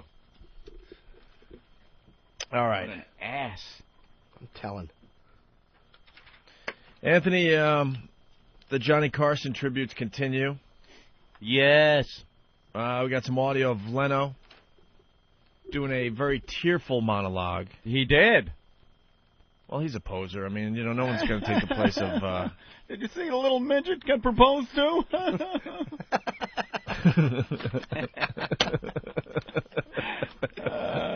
Very nice. Here's Leno last night. Well, hi, everybody. Welcome to The Tonight Show. As you all know, this has been a tough 24 hours for those of us that are fans of Johnny Carson. Why'd you turn that off? I had a line, damn it. I know, I'm sorry. Tough 24 hours for Johnny, and I go for Johnny, and nothing's there. You got to leave those turned up. Why is it a tough 24 hours for Jay Leno? I know. It's a great 24 hours for him because everyone's going to be, even more people are going to be tuning in his show to see what he has to say. And that's what it comes down to. Why is it tough for him? It's not. Johnny Carson probably never talked to him after he left. It's gold for him because people are going to be tuning in to see what he says. Yeah, but they said it was tough because he had to cancel his appearance this weekend at the Comedy Works in Albany, and they said that made it tough for Leno because he was a big Carson fan, and he was too distraught to even perform this Friday and Saturday in Albany at the Comedy Works. How dare you? We're talking about a legend. No, You're dude. Getting a cheap plug-in for your 518 stupid comedy show. 689-0490. Don't even call it. Who cares about that? It's about Leno. How dare you? Don't even call. You are horrid. I mean, Johnny Carson was a legend, but he didn't want to hang out with any of these people. So how is it tough on them? He didn't like Everyone Leno. knows that he turned into a recluse after he left the Tonight Show in '92. Yep. He didn't like any of you. And he didn't like Leno. Right. He wanted was a Letterman in that guy. position. He was a Letterman guy. It came out last week that he was still writing jokes for Letterman. Yeah. Because he would watch the news every day and go, oh, I got a one-liner, and he would send jokes off to Letterman, and Letterman used some of them. Right. Not a lot of them, but every once in a while, one of those jokes that Letterman told was a Carson joke. Came out last week. And now Leno's going to say it's been a tough 24 hours? Carson hated you. He's ripping me off. Don't worry, Jimmy's not going to comment because Jimmy will. No, be on Leno I again actually, soon. I don't think he hated Leno. To be very honest with you, Yeah. I think he did want Letterman to replace him because that was his guy. He Honestly, all right, hate's a little strong, but he didn't care. He didn't care about Leno. He didn't care about any of these people. You're not going to... He had a small group of friends that he kept in touch with, and the rest of the time he spent it with his wife, and he was on a yacht. He didn't want to be bothered by any of these jamokes. I don't think he liked the idea of a replacement either. He probably would have liked a whole new show to be put in there instead of the Tonight Show continuing, because then it's that About Schmidt thing, It's the new young kid coming in, dumping all your stuff out in the dumpster in the back. Dumping all your old jokes into the dumpster. So, and I'm sure he would watch Letterman and wouldn't sit there and watch Leno on the Tonight Show because you don't want to sit there and watch your own show, Well, the Late Show, you ever see the film about Leno and Letterman where they kind of indicate that he was squeezed out because of Helen Kushnick, who was Jay's manager at the time, who was relentless and awful, allegedly. Right. I mean, everyone who met her hated her guts. Oh, that was huge news back then. What a prick bitch she was. And Jay wanted to come on his first day and do a tribute to Carson his first day. I mean, because he understands. And then she forbade it, and she was just an awful woman. Yeah, well, I mean, all these celebrities are coming out of the woodwork, and I don't know. Are they a little bummed that Carson passed? Sure, but they're more excited that they're getting FaceTime all over the country today, Mm-hmm. Ed McMahon? Ed McMahon is enjoying that he's back in the spotlight. When was the last time you saw Ed? And he's on every newscast. Jay Leno invited him on last night. Mm-hmm. Did he come on? Yeah, he was on. I think we have a little audio of that, too. Cool. But here's Jay Leno. It was a tough 24 hours for Jay. Very tough. Man. It wasn't tough for any of these guys. I mean, it's maybe sentimental, sure, bringing back some memories, but it wasn't like they actually lost a friend. Yeah, he wasn't bedside with Johnny. Well, hi, everybody. Welcome to The Tonight Show. As you all know, this has been a tough 24 hours for those of us that are fans of Johnny Carson. I was thinking about what I could say about Johnny Carson, and I kept trying to search for something new that hadn't been said before. And after a couple hours, I realized that was impossible. Maybe that was the greatest thing about Johnny. Imagine getting to the end of your life, and there's no compliment you haven't been paid. Johnny had that special quality of grace, charm, and dignity in the public arena. He was an incredibly polite man, and when you were invited into his house, this show, you knew you were an honored guest. Before he became host of the Tonight Show, he was host of a show called Who Do You Trust?, which was the perfect title for a show starring Johnny Carson, because the truth is, we trusted Johnny. We trusted him to make us laugh, to entertain us, to speak for us with what was truly an American voice. Johnny hosted the show for 30 years. Think about that. These days, some NBC shows don't last 30 days. Something, my God. What made Johnny such a unique talent was, for 30 years, he was hip. But he was smart enough not to be so hip that next year he was out of style. Jay's really nervous, and Jay is sounding like he's narrating a movie. You know what I was just about to say, Know what sucks about this? He's reading this. Yeah. Well, his writers, I'm sure he didn't just write this. If it was such a tough 24 hours, I guarantee, and this is where Jim and I disagree, I love Letterman. I think he's great. Mm-hmm. I think Letterman could have easily, I don't know what Letterman did. I think Letterman's in reruns. I liked his statement, by the way. Letterman's statement I liked. Yeah, but Letterman would just... Was it F him? Letterman would just go out there, and this is the difference between the two, and just talk from his heart. Yeah. Leno's reading something, a prepared statement. Leno's writers got together, wrote a statement for him. If you're so talented and you took over for Carson, you should be able to just walk out there and speak from your heart for a couple minutes, not read a statement. Yeah. No compliment can be paid that wasn't paid. And Johnny grew up in a small town in Nebraska. So he's doing a Johnny-mentary. Yeah, well, you're right. It's like a narration. I mean, there's no real heartfelt... Letterman actually said, I liked what Letterman said. I think it was like it's a prepared statement, but he's like, any one of us that came after him were pretenders. Which I thought was like a great thing to say. Yeah. And I don't remember the rest of the statement, but I liked what he said, although I'm not a fan of his show at all. Hip, but he was smart enough not to be so hip that next year he was out of style. That was a fine, almost impossible line to walk, and no one did it better than Johnny Carson. Johnny never went out of style. As a comedian, he taught me it was okay to be known for doing political humor, but never make the mistake of thinking you're a political commentator. It's okay to satirize the society we live in. Just don't start believing that you're a social commentator. People say this country is divided now. But these people forget the 60s and the early 70s. There were daily marches, there were race riots, there were assassinations, there were anti-war demonstrations all the time. We witnessed the most drastic cultural change in American history. But throughout it all, no matter what the state of the world, it seemed to get its sanity back every night at 11:30. Johnny was a constant in our lives, and every night he made us feel okay about it. And as good as Johnny was with the celebrities and the politicians, he was at his best with just ordinary folks. Because they didn't treat him as Johnny Carson, the king of late night. They treated him as Johnny Carson from Nebraska. There's always a moment he would ask him, you say to someone, do you ever watch my show? And the person would always say something like, no, I don't. I don't stay up late unless there's something worthwhile to do. Well, Johnny loved that. He would laugh and thought that was the greatest thing in the world. And as a performer, I don't think I ever wanted to impress anyone more than Johnny Carson. He had that effect on all comedians. When he gave you the wave, or that wink, or little call over to the desk, nothing before or since, has had such a profound effect on me as that one little gesture is, hey, come on over here. You know, in the mid-'80s, I started working as a guest host for Johnny, and it's strange. And after all these years, I still feel like a guest. Is this in real time, Jay? Because he really built this place. Everyone who does this for a living owes it to him. December Johnny 90. was the best, plain and simple. And the best way to sum it up is, I guess, you know, you had to be there. If you were fortunate enough to be watching during Johnny's 30-year run, consider yourself lucky, because you're not going to see the likes of him ever again. Here's some favorite moments. Oh, here's some favorite moments. I love what he said about being a political commentator, and you're not like that with those two lessons that comedians fall into. He was absolutely right. Good point. True. Some people get a little too serious when it comes to that. Yeah.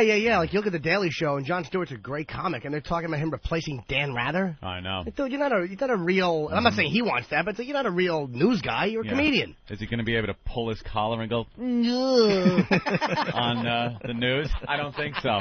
Like, that's why I watch The Daily Show, is because it's funny, you know? You know, I don't think that's going to wash on the CBS News. Yeah, they're doing a story about the tsunami. Yeah. He's going to break into a Woody Allen voice. I don't think it's going to help. They do that, and it tends to happen more with the left. I'm sorry, but liberal comics tend to fall into this trick with Garofalo and a lot of them. Mm-hmm. Like, they think that they're all of a sudden these brilliant political voices. It's like you can skewer politics and trash it, but you're not this enlightened genius. Your job is to make people laugh. If you're not doing it making people laugh, you're cheating and you're a fraud. You know who's really good at it? Lewis Black. Who? Yeah, Lewis. Wait, no, I've heard that name. Don't tip Look, me off. I'm pissed off at him too. But the fact is, I do find him funny. Yes. And you know, I can't be phony. You know, I find the guy funny. I also find him to be a prick because he hasn't even attempted to be on this program. He's actually shunning it. You know who's brilliant at it? Is Colin. There's nobody better than Colin at being yeah. political and funny and biting and absolutely just vicious. Yep. And always being funny. Yeah. Always being funny. Unless he's on our show. Well, then, you know, that was Opie, boss, not me. You should have, you know something? You should have hung out after the show. For some reason, after the show, we hung out for about 45 minutes in here after the show, and we were laughing our asses off. Well, roll tape next time. I know. Jesus, I mean, did you ever hear? It was like pulling teeth. Yeah. Well, he tells a story. I wish he would have done this, too. When he tells a story about bombing at De Niro's birthday party. Oh, it's great. Where he performed at Robert De Niro's birthday party, 50th or 60th. Dude, you're invited to De Niro's birthday party by De Niro's wife? Yeah, by Grace Hightower. Yeah. And you show up, and for Colin, that had to be, you know, dream come true. Wouldn't accept money for it. Just to skewer De Niro a little bit and roast him. And you're going to be in the company of De Niro's friends, yes, Hollywood elite, and he bombed. And he tells it like where the flop sweat is drenching his nice suit that he's wearing. Why didn't he tell that on the air Friday?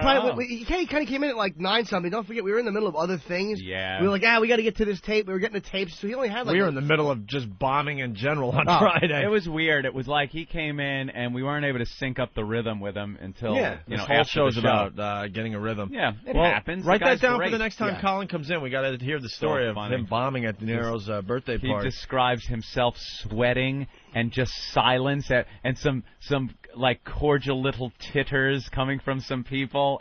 Can we get him on the phone? It's embarrassing. Is he up this early? And Billy Crystal, who does not like Colin at all, because Colin always trashed him. Yeah. Sitting there smugly enjoying it. Yeah, Billy Crystal, because Colin's trashed Billy Crystal, so Billy Crystal's watching him bomb, and in Colin's head, he's even thinking to himself, "Oh, Billy's watching me bomb." Just an awful time. Well, every comedian can relate to that. I mean, I'm sure Billy Crystal's not looking at Colin Quinn bombing going, "Oh, this guy's absolutely awful." He's thinking, "Oh, my God, comics I know how that feels." Sons of bitches and love the fact that another comic is bombing and it's not them. Yep. Comics love that. Yeah. And if you're friends with somebody, if I'm at a birthday party and I'm watching Bob Kelly eat his balls, I'm rolling. I'm happy and I'm enjoying his death. But if it's a guy I genuinely don't like, I'm just sitting in the back, "Oh, die, you suck, die." It's like you're really rooting for them to bomb. What is the Bob Kelly Jerry Seinfeld story? Is great too. Bob has to tell it only because I don't know the beginning of the story. There was some kind of a bet made with Seinfeld, which I don't know. All right, let's get Bob Kelly on the phone. It's a very funny Bob? story. Let's get Bob on the phone. Because the story of Bob Kelly with Seinfeld is so embarrassing. It's so embarrassing. like everyone, you could kind of relate to it too because everyone's done something like that where you're embarrassed. But when it's Jerry Seinfeld that you're embarrassed in front of like this, it's horrific. All right, I know Bob Kelly listens to us on the replays. Call us tomorrow to tell your Seinfeld story. There you go. It's done. Get up early, Unless you he loser. calls now or someone gets in touch Maybe with he him. will. I don't know. So now we got Leno, and they dragged Ed McMahon out. Johnny's sidekick for so many years. Who doesn't remember plump Ed McMahon chuckling along? Another guy Karnak. that Johnny Carson didn't feel like hanging out with. Nah. At all. No. The guy that he did the TV show with for 30 years. Nothing. They went to lunch every once in a while. Every once in a while. Right now, I want to welcome the man who shared the Tonight Show stage with Johnny for 30 years, Mr. Ed McMahon, ladies and gentlemen.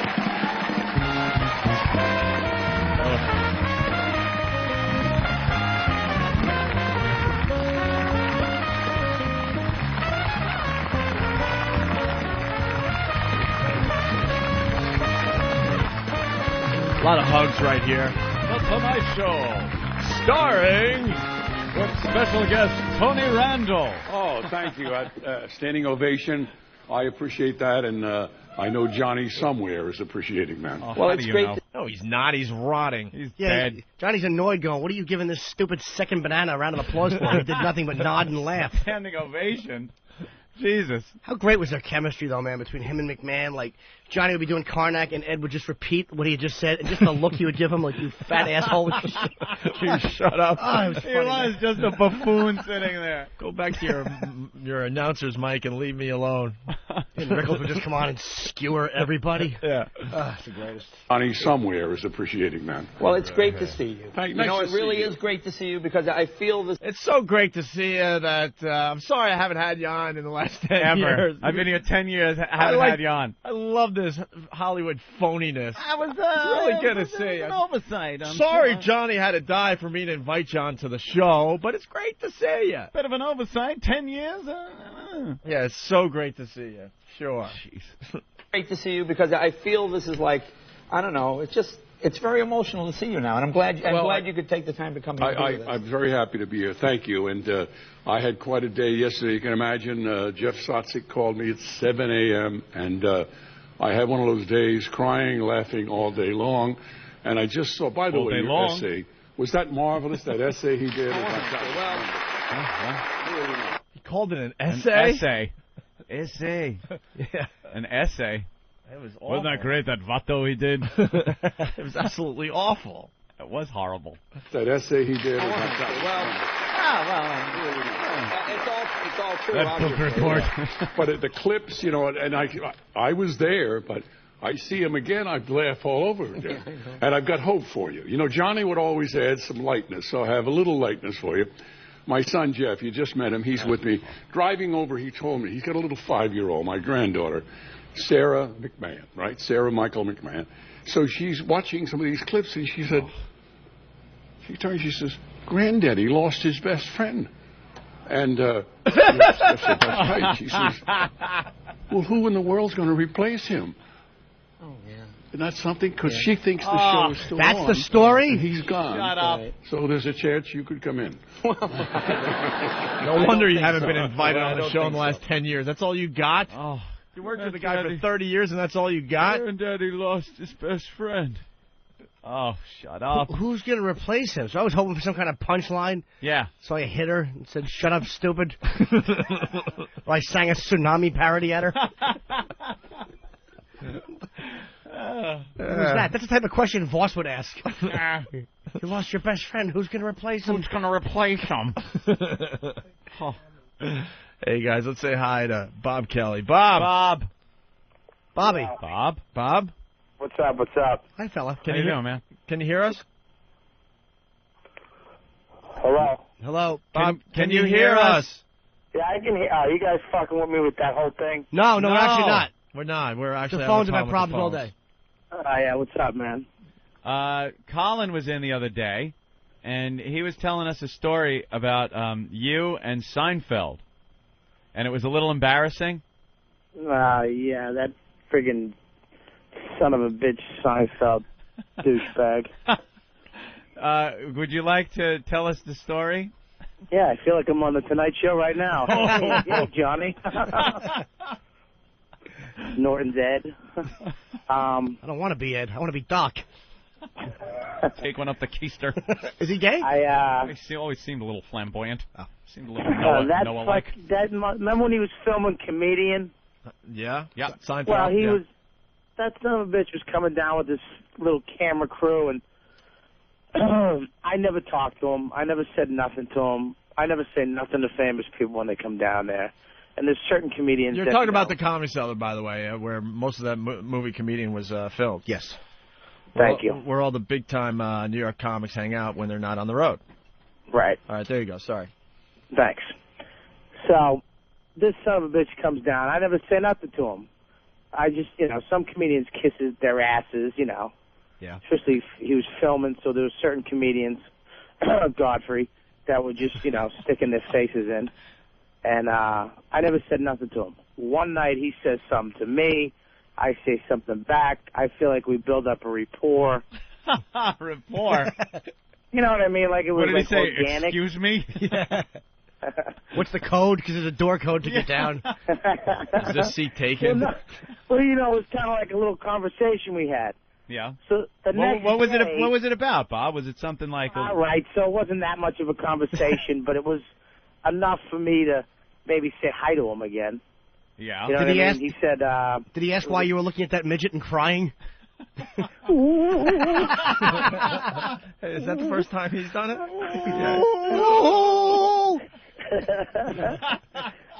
All right, where's that midget audio? I'll never live that down. No, you won't. And you wonder why I fuck sinks. So I went and I did this gig up in Buffalo 2 days later. Mm-hmm. The worst gig of my life. I have to hire my own driver to pick me up to drive me to the gig. Oof. This guy picks me up in a van, one of those cool vans with the captain seats and the TV and the VCR. And nice.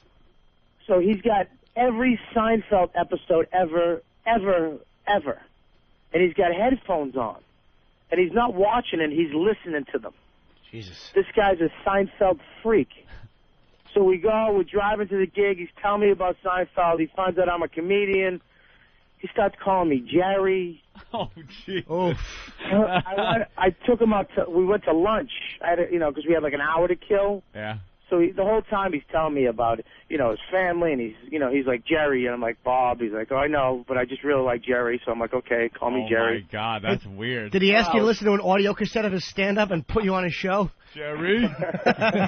Jerry? So. Ma! Nice talking to you. So, this guy asked me for an autograph, but, I was like, you know what? I might be able to get you one. Because I just talked to him the other night for the first time, me and my new buddy. Yeah. So then I go to do this gig. It's outside, after a band, in the rain, in the afternoon, next to a skydiving simulator, at a beer fest. So how was the gig? It was all right. It wasn't that bad. I pulled it off. You pulled it off. So this gig was hell. So I go back to New York. I met this guy. I lived the Seinfeld episode. Yeah. This guy, the whole gig with the thing and the flight simulator. I can't wait to see Jerry and tell him the gig, tell him about the gig. So the first time we talked, we made a bet. I was making bets, and he jumped in on the bet. So I owed him $1 because he won the bet. That's why that was our conversation. Oh, okay. So he's on stage. You remember what the bet was?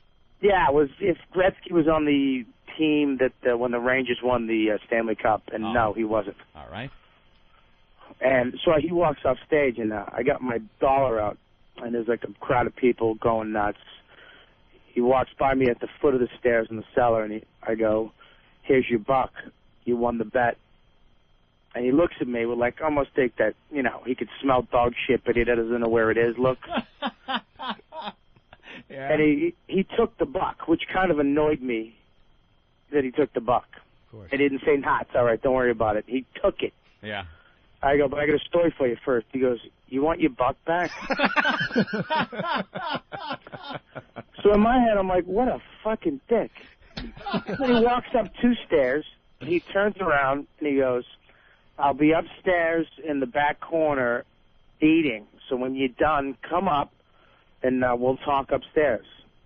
So I go, all right, man, I'll be up. I'm doing my set. Right after my set, I'll come up, we'll sit, we'll talk. He goes, not you. He was talking to the lady next to me. I was so... You don't understand, there's a crowd of people there. The lady next to me looked at me like, I'm sorry. And then he just walked up the stairs. How embarrassing. Oh, for that split second, you're like, oh, my God, Jerry's inviting me up to his table. I'm going to hang. And then, not you. Just the fact that I assumed that he would invite me from 2 sentences to sitting down and having food with the guy. Right. And I'm like, yeah, I'll be right. I said it so confident, too. I was like, dude, I got to do my set, but right when I'm done with my set, I'll be up and I'll join you. And we'll talk about stories. I got to do my craft. Not you, in that Jew voice, that his just big fat lips, just not you.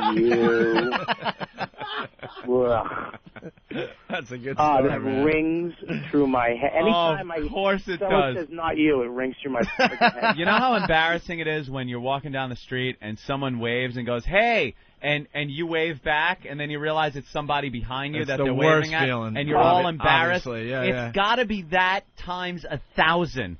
Because it's Jerry Seinfeld, and you're in front of people, and that is the worst. That when Colin told me that, I couldn't stop laughing and feeling bad for you. I cried like you at a midget wedding. Dude, let me tell you something. In my head, in a split second, I literally saw myself being on his new show. I'm the new Kramer, and I was just a superstar. For a split second, like Norton, Colin, just blowing him off. Jerry's inviting me to his table. This is great. All right, I'll be up right after I do my set. I finally made it. Like Jerry will tell people about Bob, like, oh, you got to sit and talk to this guy. He's out of his mind. He's crazy. Yeah, exactly. Bob, they've offered me a show, and I need help. I need a writer. Just like Larry was on Seinfeld, I'd like you to be on this new project I'm working on. Yeah, we need a professional person who knows about eating ass and all those. And effing sinks and. Maybe you could be the tear Nazi. People, the tear Nazi. People come in with a sad story, you just cry, and they walk out of your establishment. God forbid I show emotion to a little girl who can't touch her face. Little girl? She was a woman. Just happened to be 2 foot tall. We finally got the audio of that. We're going to play after the break, by the way. Finally. We've been looking for that audio for weeks. All right, Bob, we're going to let you go. We might call you back because I think we're going to play the midget audio as well today. All right, guys. I love all of you guys. You're the best, Bob. Not you. Well. See you, man. Bye. All right, there goes Bob Kelly. How awful is that? Just an embarrassing story? That's great. Like he's looking up the stairs at Jerry, looking down at you. He says, when you're done, come on up. We'll eat and talk. And for that split, because you know, as a comic, he's standing there going, this is great. Oh, my God, what an in. You know, if you're going to network with a comedian, Seinfeld's the guy you want to network with. The guy, you know, took stand-up comedy and turned it into what every stand-up comic wants, the most successful sitcom in history, you know. And there he is, ready to go. All the fantasies rushing through Bob's head. Oh, yeah, I'm going to do this. I'm going to tell the friends he's going to tell. He's thinking about the friends he's going to tell that he hung out with Jerry, and he invited him up to his table. And the comedians that will see him walking in. Right. Like, we're all walking in, and there's Bob at Seinfeld's table chatting, having some fun. Away. Jerry throwing his head back, laughing at Bob's banter.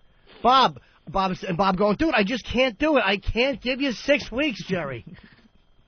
I can't. It's impossible. It's impossible. And then in that split second, not you.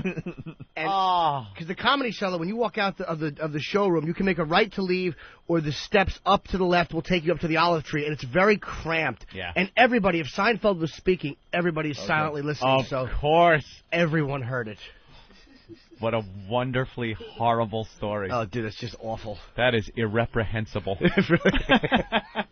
All right, Anthony, getting back to the Jay Leno stuff, we got another clip of McMahon on Leno last night talking about Johnny Carson, trying to get back on track here. And then you were talking about a couple urban legends as far as the Johnny Carson show goes. And we got one of the audio clips, and then there was something else you want to bring up. And then we'll move on to the midget audio. A couple of urban legends. But here's McMahon discussing with Jay Johnny's privacy.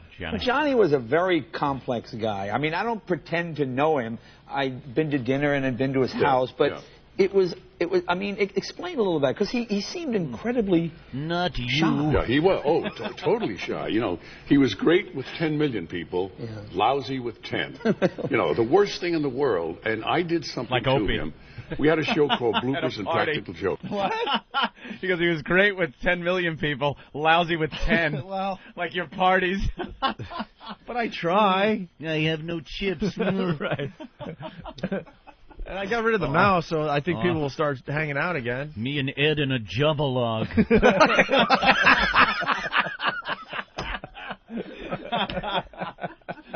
Ed, call the fire department. All right, it's not that funny. Relax. Oh, relax. There's a mouse in my house, and I was chasing him with a piece of cheese trying to get him out. And, yes, Ed was over. We lit a Java log, and it started smoking in the whole house. Smoking. It looked like Doc in a band meeting. You know, because they smoke pot, and I always joke about it. Yeah. Well, the fire department showed up. It was like the mighty Carson Art Players walking in, and there I was in Ed's arms, nude.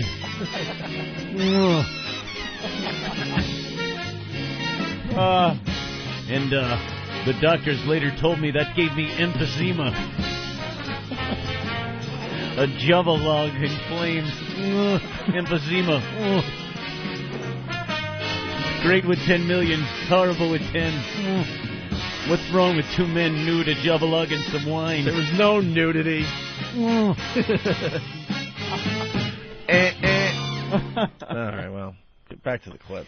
Johnny was a very complex guy. I mean, I don't pretend to know him. I've been to dinner and I've been to his house, but it was. I mean, explain a little bit, because he seemed incredibly shy. Yeah, he was. Totally shy. You know, he was great with 10 million people, lousy with 10. You know, the worst thing in the world. And I did something to him. We had a show called Bloopers and Practical Jokes. You may remember with Dick Clark. And he produced it. His company produced it. So he caught me leaving the gate here with stuff loaded in the backseat of my car, my limousine, and I thought I was going to be arrested. You know, with all this stuff in the I thought my driver had done something wrong. He caught me, nailed me, all right? So I figured I'm going to get back at him. He went to Wimbledon, and we set up a thing in Wimbledon. We made him go to a cocktail party. Brandon Tartikoff says, you got to go to this party. Got him to the party, and all these actors, beautiful British actors, were doing this gibberish. They were talking gibberish, and he was there, and he hated every minute of it. And the guy would say, "Oh, Mr. Carson, you're from for the continent. Oh, I was wondering, have you ever been to London before? Because I know this one, and then I knew, but then..." And they're doing all this gibberish, and Johnny is there, and you can see the sweat starting from the eyebrows, you know, going down. And he's going, you know, that's so nice. And he's looking for some place to hide, right? He almost killed me. He was so mad when he got in there. And Ed wonders why Johnny never wanted to hang out with him. Doesn't invite him over. What a hack. Yeah, thank you. Practical jokes on Johnny, the guy that just wants privacy. Doesn't want anyone screwing with him. Goes to a restaurant and Ed's playing jokes on him. Ugh. Fat nothing. Ugh. What a prick. Just trying to eat. Has fake English people coming over to him. Yeah, no wonder he never invited him over. All right. A couple of urban legends, Anthony? Oh, yes. Yeah, I was reading some of the message boards, and some people actually post this stuff as true. And I bet people that are listening now will actually go, no, I remember seeing that.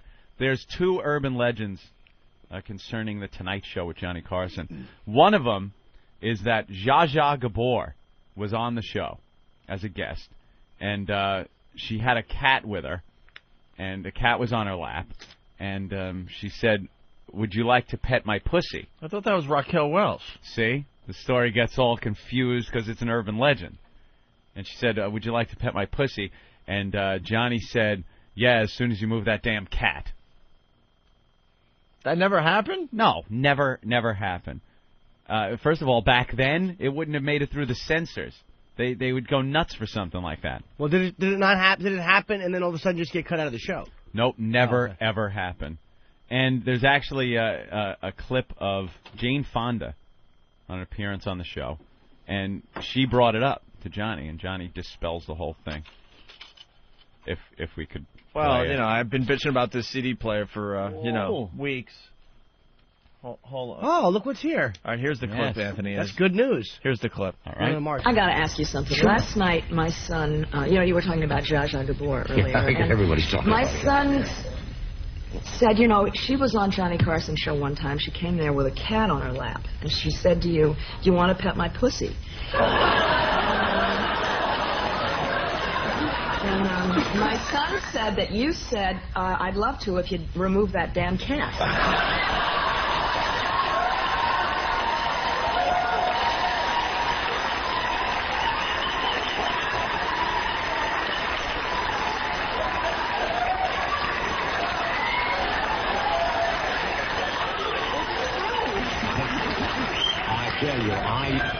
Is it true? No, I think I would recall that. Oh, that's a huge laugh. That's great. Yeah. Can you believe that got through? How great is The Tonight Show? Good. Yeah. Yeah. The Tonight Show is always great to tune into because you would see stuff like that. And that kind of stuff was never happening on regular TV, like during the day, during prime time. They would allot them a lot more latitude for doing material that was a little more risque. Mm-hmm. Some of those Mighty Carson Art Player bits that he used to do had some double entendre and stuff thrown in. And the girl with the big blonde with the huge cans, and Johnny's constantly looking right down her shirt and making tit jokes. What amounted to tit jokes on television. But what if kids see that, though? That's my concern. Yeah, mine You worry too. about children seeing that. Mine too. So that never happened? Never happened. Urban legend. The other one is that Arnold Palmer's wife was on the show, which is suspect right there. It's like, why is Arnold Palmer's wife on the show? And Johnny asked if they have any good luck rituals, and she said that I kiss Arnold's balls before he plays, meaning his golf balls. And Johnny said that must put a flutter in his putter, and that never happened. Never happened. Hope not. That's awful. And I know. Isn't that just horrible? And when I read it on a message board, I'm like, that is so not true. Some of these things, if you hear them or read them and you just know they're fake, you wonder how anybody thinks these things are real. And some guy posted it on a message board as one of my favorite memories from The Tonight Show was when Arnold Palmer's wife was on, and then tells the whole story. Ugh. And he actually has it as a memory in his head. And he's one of those people you cannot convince that never happened, because they actually believe it. He's said it so many times that he actually thinks he heard it. Yep. We have audio? What do you go? No, unfortunately, we don't have audio of that. Well, it never happened. So. No, I mean of him dispelling it. Actually, it was dispelled on The Tonight Show with Jay Leno. Jay had Arnold Palmer on. Oh, okay. And he asked Arnold Palmer about it, and Arnold Palmer said, no, it never happened. And he goes, please don't ask me any more about it. Because I guess, having for years to hear about his wife kissing his balls, he said must upset Arnie. He said to Jay or to the audience, like to America? Said to Jay, all right, don't ask me about it anymore. What a baby. Well, he doesn't, he's probably one of those older conservative guys who's, his wife kissing his balls to everybody. That being the running joke about your wife. Hey, Arnie, your wife going to kiss your balls today? You hear it so many times, you're probably like, enough. You want to try one more clip, Johnny Carson? Did you hear a noise? Yeah, because they plugged some stuff in. They hooked some stuff up. Hold on, Ed. Go ahead. It's over, Johnny. There you go. They found our instant replays. Cold. It's over, Johnny. They just came off a truck. They were sent to Washington, but ended in Tennessee, and then back to Washington, now back in New York. I have no templates, though. Oh, so you have no idea what you're playing? Watch. Get on your hands and knees like a dog. That's it. Crawl around like a dog. It's just it's a mystery. It's a sound effect grab bag. What, right. you too? Yeah, let me try one. Give it a whirl. Nothing. You get nothing. Let me try again. Oh, good one. Thank you, Anthony. How about this one? You're just a tool. Oh, all Oh, right. yeah, well, how about... You got a lot of laughs. I don't care. I don't care. I honestly don't care. Don't care. All right. Well, why don't we go to break, Anthony? You keep your hands off of my mule. So we could get the instant replays all set up. Right. We got the midget audio finally of the little midget girl getting married. Ooh. We also have this great website called Rent a Midget that is very funny. I don't know if it's real though. We should try to get the guy that is running this website on the air to talk about it. This guy from Whackbag saying, Anthony, in that clip, Carson was being sarcastic when he said, "I think I would remember that, tool." No, he's not. He's saying that it never happened. Find the clip. What an idiot. They got just about every Tonight Show on tape, right? That is not... It's not real. If it was real, someone would have that clip, don't you think? Of course they would. It's not being sarcastic. I think I would remember that. All right, why don't we take a break? Got a little Stephen Lynch song here, and we'll continue.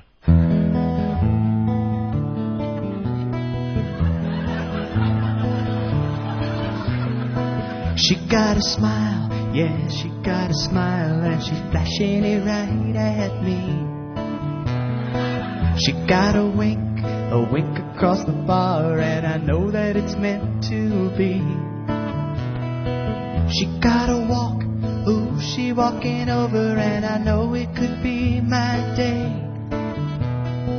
She got a friend, ooh, she's got a friend, while she's standing in her way. It's a big fat friend. Oh God, there's always big fat friend to spoil my fun. Now baby, if it's boots you wanna knock, leave your chubby friend at home because she's gonna block the car. Now I'm afraid of no man with any I'll contend, but I cannot compete with your big fat friend.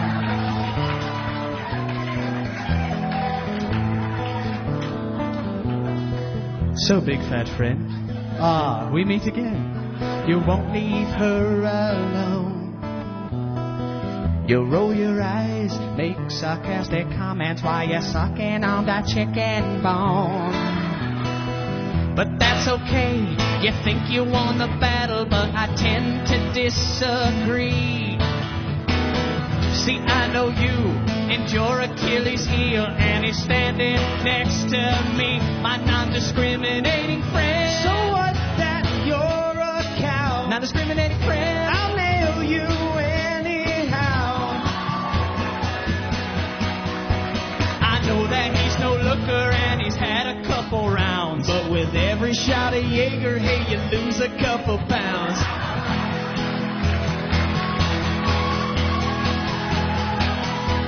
Now baby, bring the evening to an end. Just you and me and my pal and your big fat friend.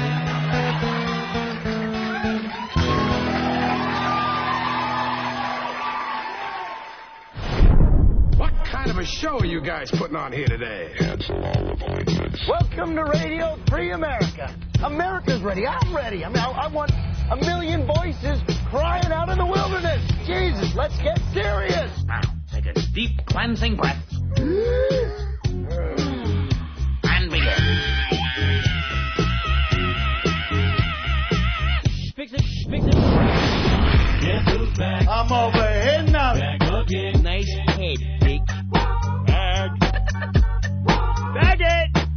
Guess who's back? Oh, man. Back again. I don't believe it. Stupid. You're so stupid. Guess who's back? Back again. Guess who's back? Tell a friend. Turn it off. Guess who's back? Guess who's back? Guess who's back? Turn it off.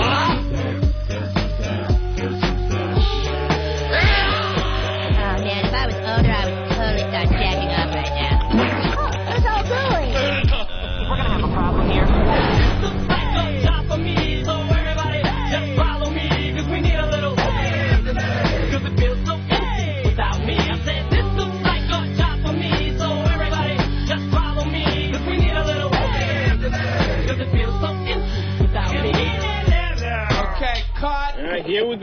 Hold your ears, folks. It's showtime. The Opie and Anthony Show. The virus is out. I repeat, the virus is out. Opie and Anthony. The virus is spreading. XM 202. The Opie and Anthony Show. It's an Opie and Anthony Wow Sticker Stop. This Wednesday, January 26th, from 7 a.m. to 10 a.m., get to the How About Arden Shopping Center at 2100 Arden Way in Sacramento, California, and pick up your Wow stickers. Those aren't real. Yes, they are. On the corner, next to Jamba Juice. See opieandanthony.com for a detailed map. I'm getting an erection as we speak. Once again, here is how it should sound. The Wow Sticker Stop. Brought to you by your pals at the Opie and Anthony Show. XM 202. The Opie and Anthony Show.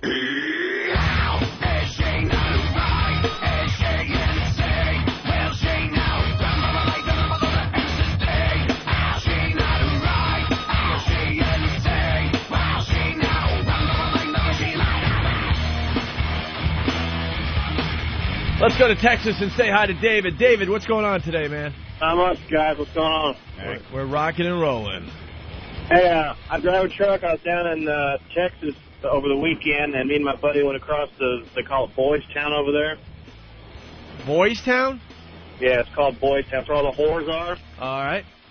So I had one. She was probably about 19, and I was so nervous, and my shit didn't work. I took 2 Viagras, 200s, and nothing fucking happened at all. Jimmy, 200 milligrams of Viagra, is that a lot? What did you take that for?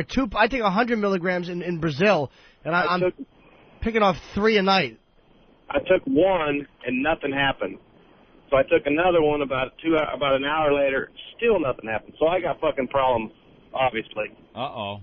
But my buddy, he had 5 of them, 5 different ones in one night, and then the last one he had after I went back, he had a tranny. Well, the tranny blew him in the bar twice, and then he gets him back to the motel room, pulls the pants off, and the guy had looked like about the size of a walnut. He said he had it wrapped up in toilet paper and tucked back between his legs. He said, well, I've gone this far, I might as well go ahead and fuck him. Oh, God. No bag. No bag. Wow. No, all of them with no bag. Hey, let me ask you. There's a team player. Why were you taking so... Are you sure it was real Viagra, man? I bought them in the pharmacy down there. That's the only thing. But the first one I took, my face got really hot, like it flushed, like they said it would. Yep.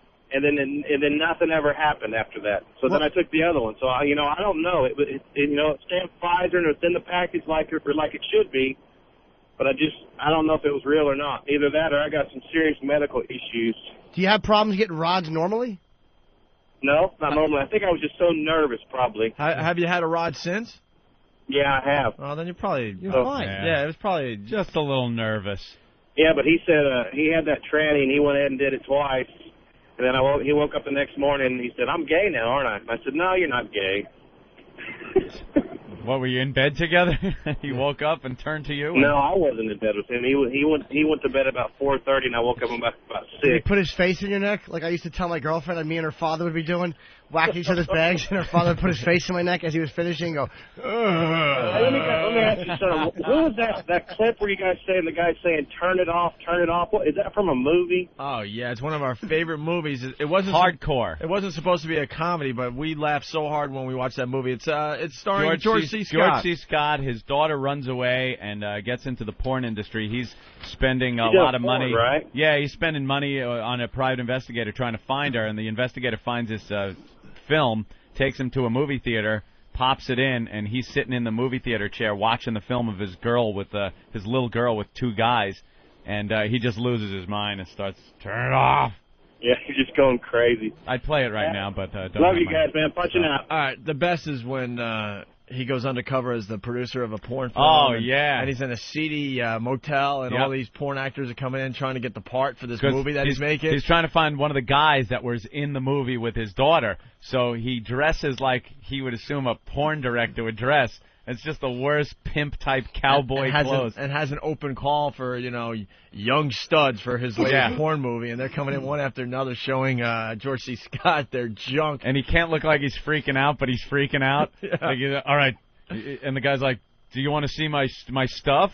And he's like, Yeah, all right. Well, because he didn't want his cover blown because he knows he was looking for a white guy and a black guy comes in. So he's like, obviously this isn't the guy, but he didn't want...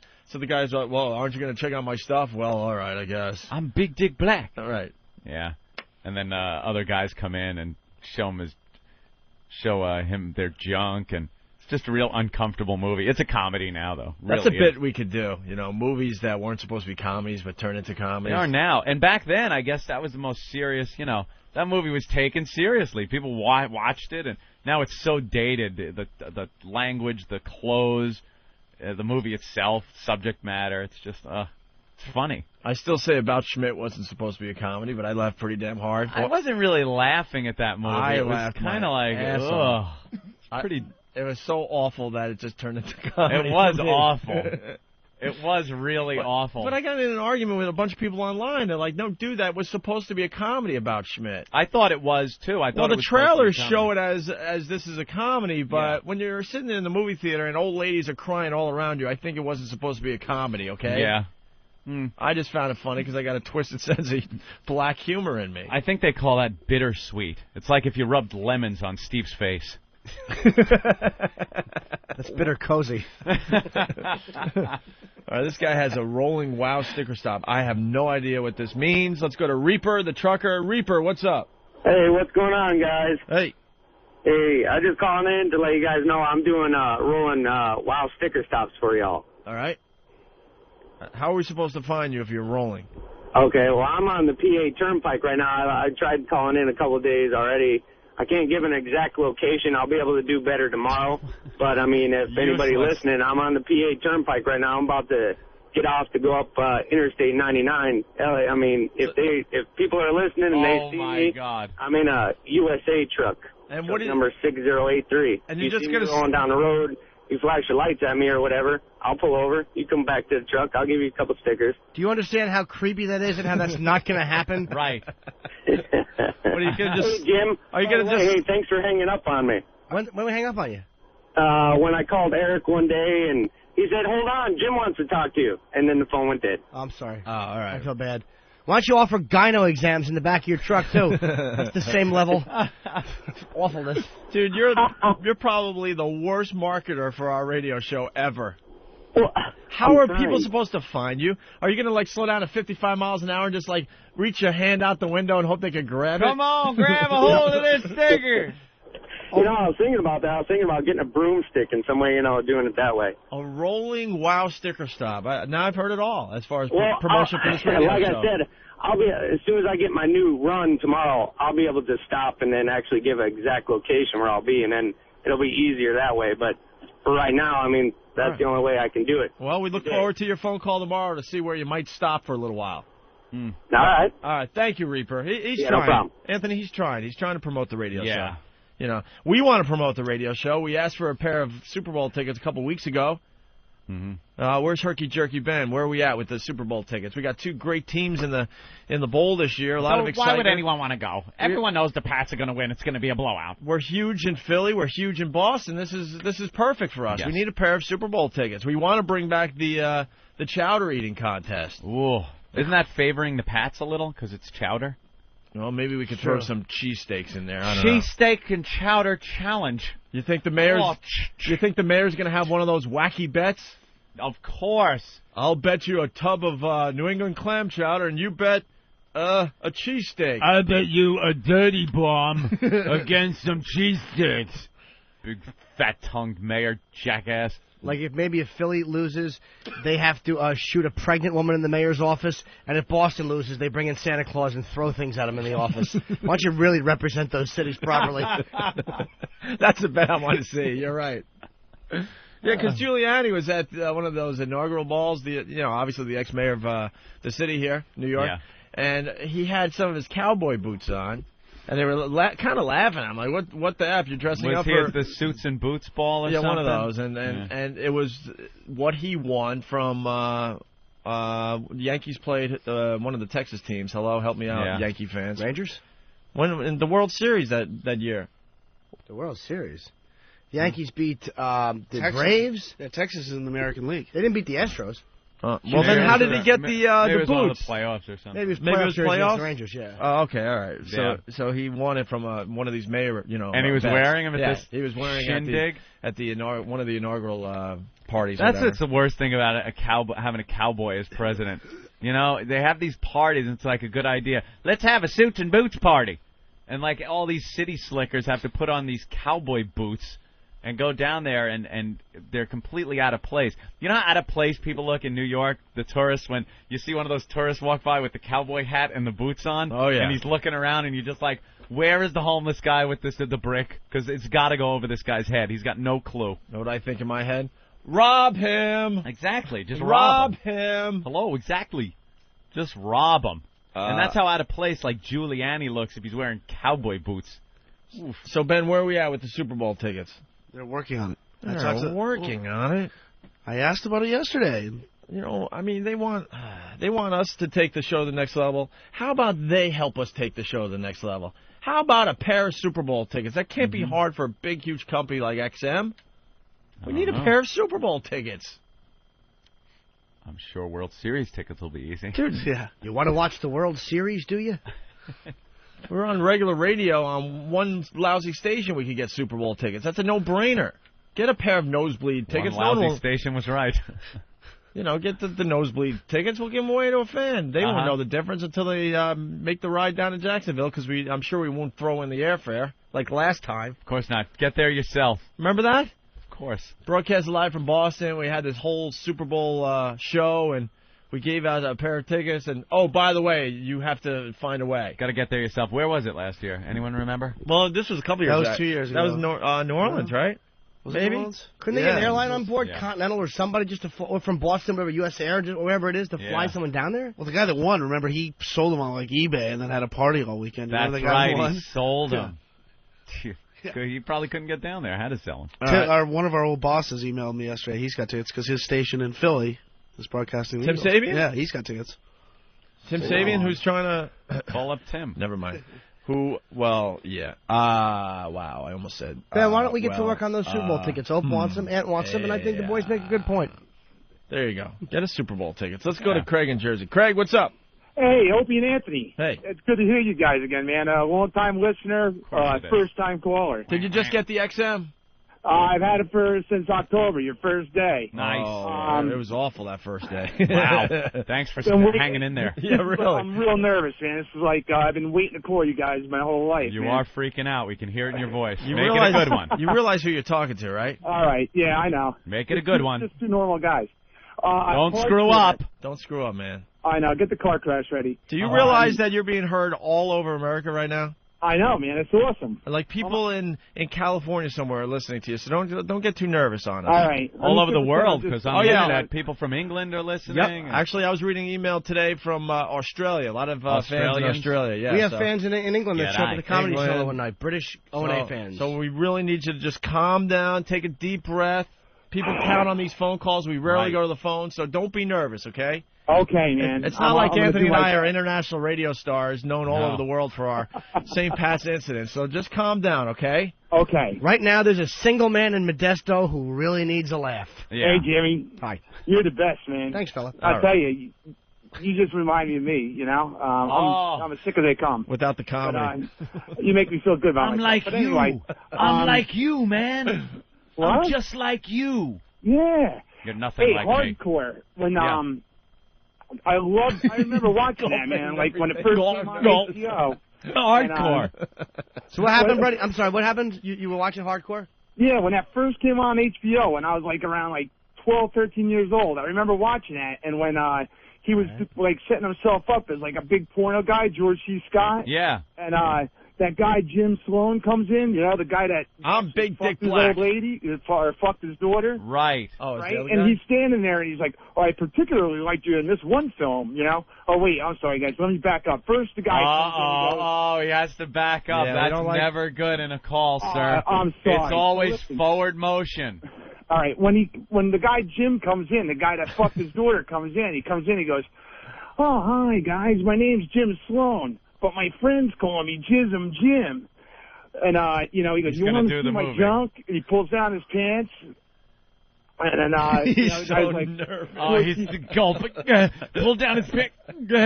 I'm just waiting for the Chris Farley line. That was George, awesome. That was awesome.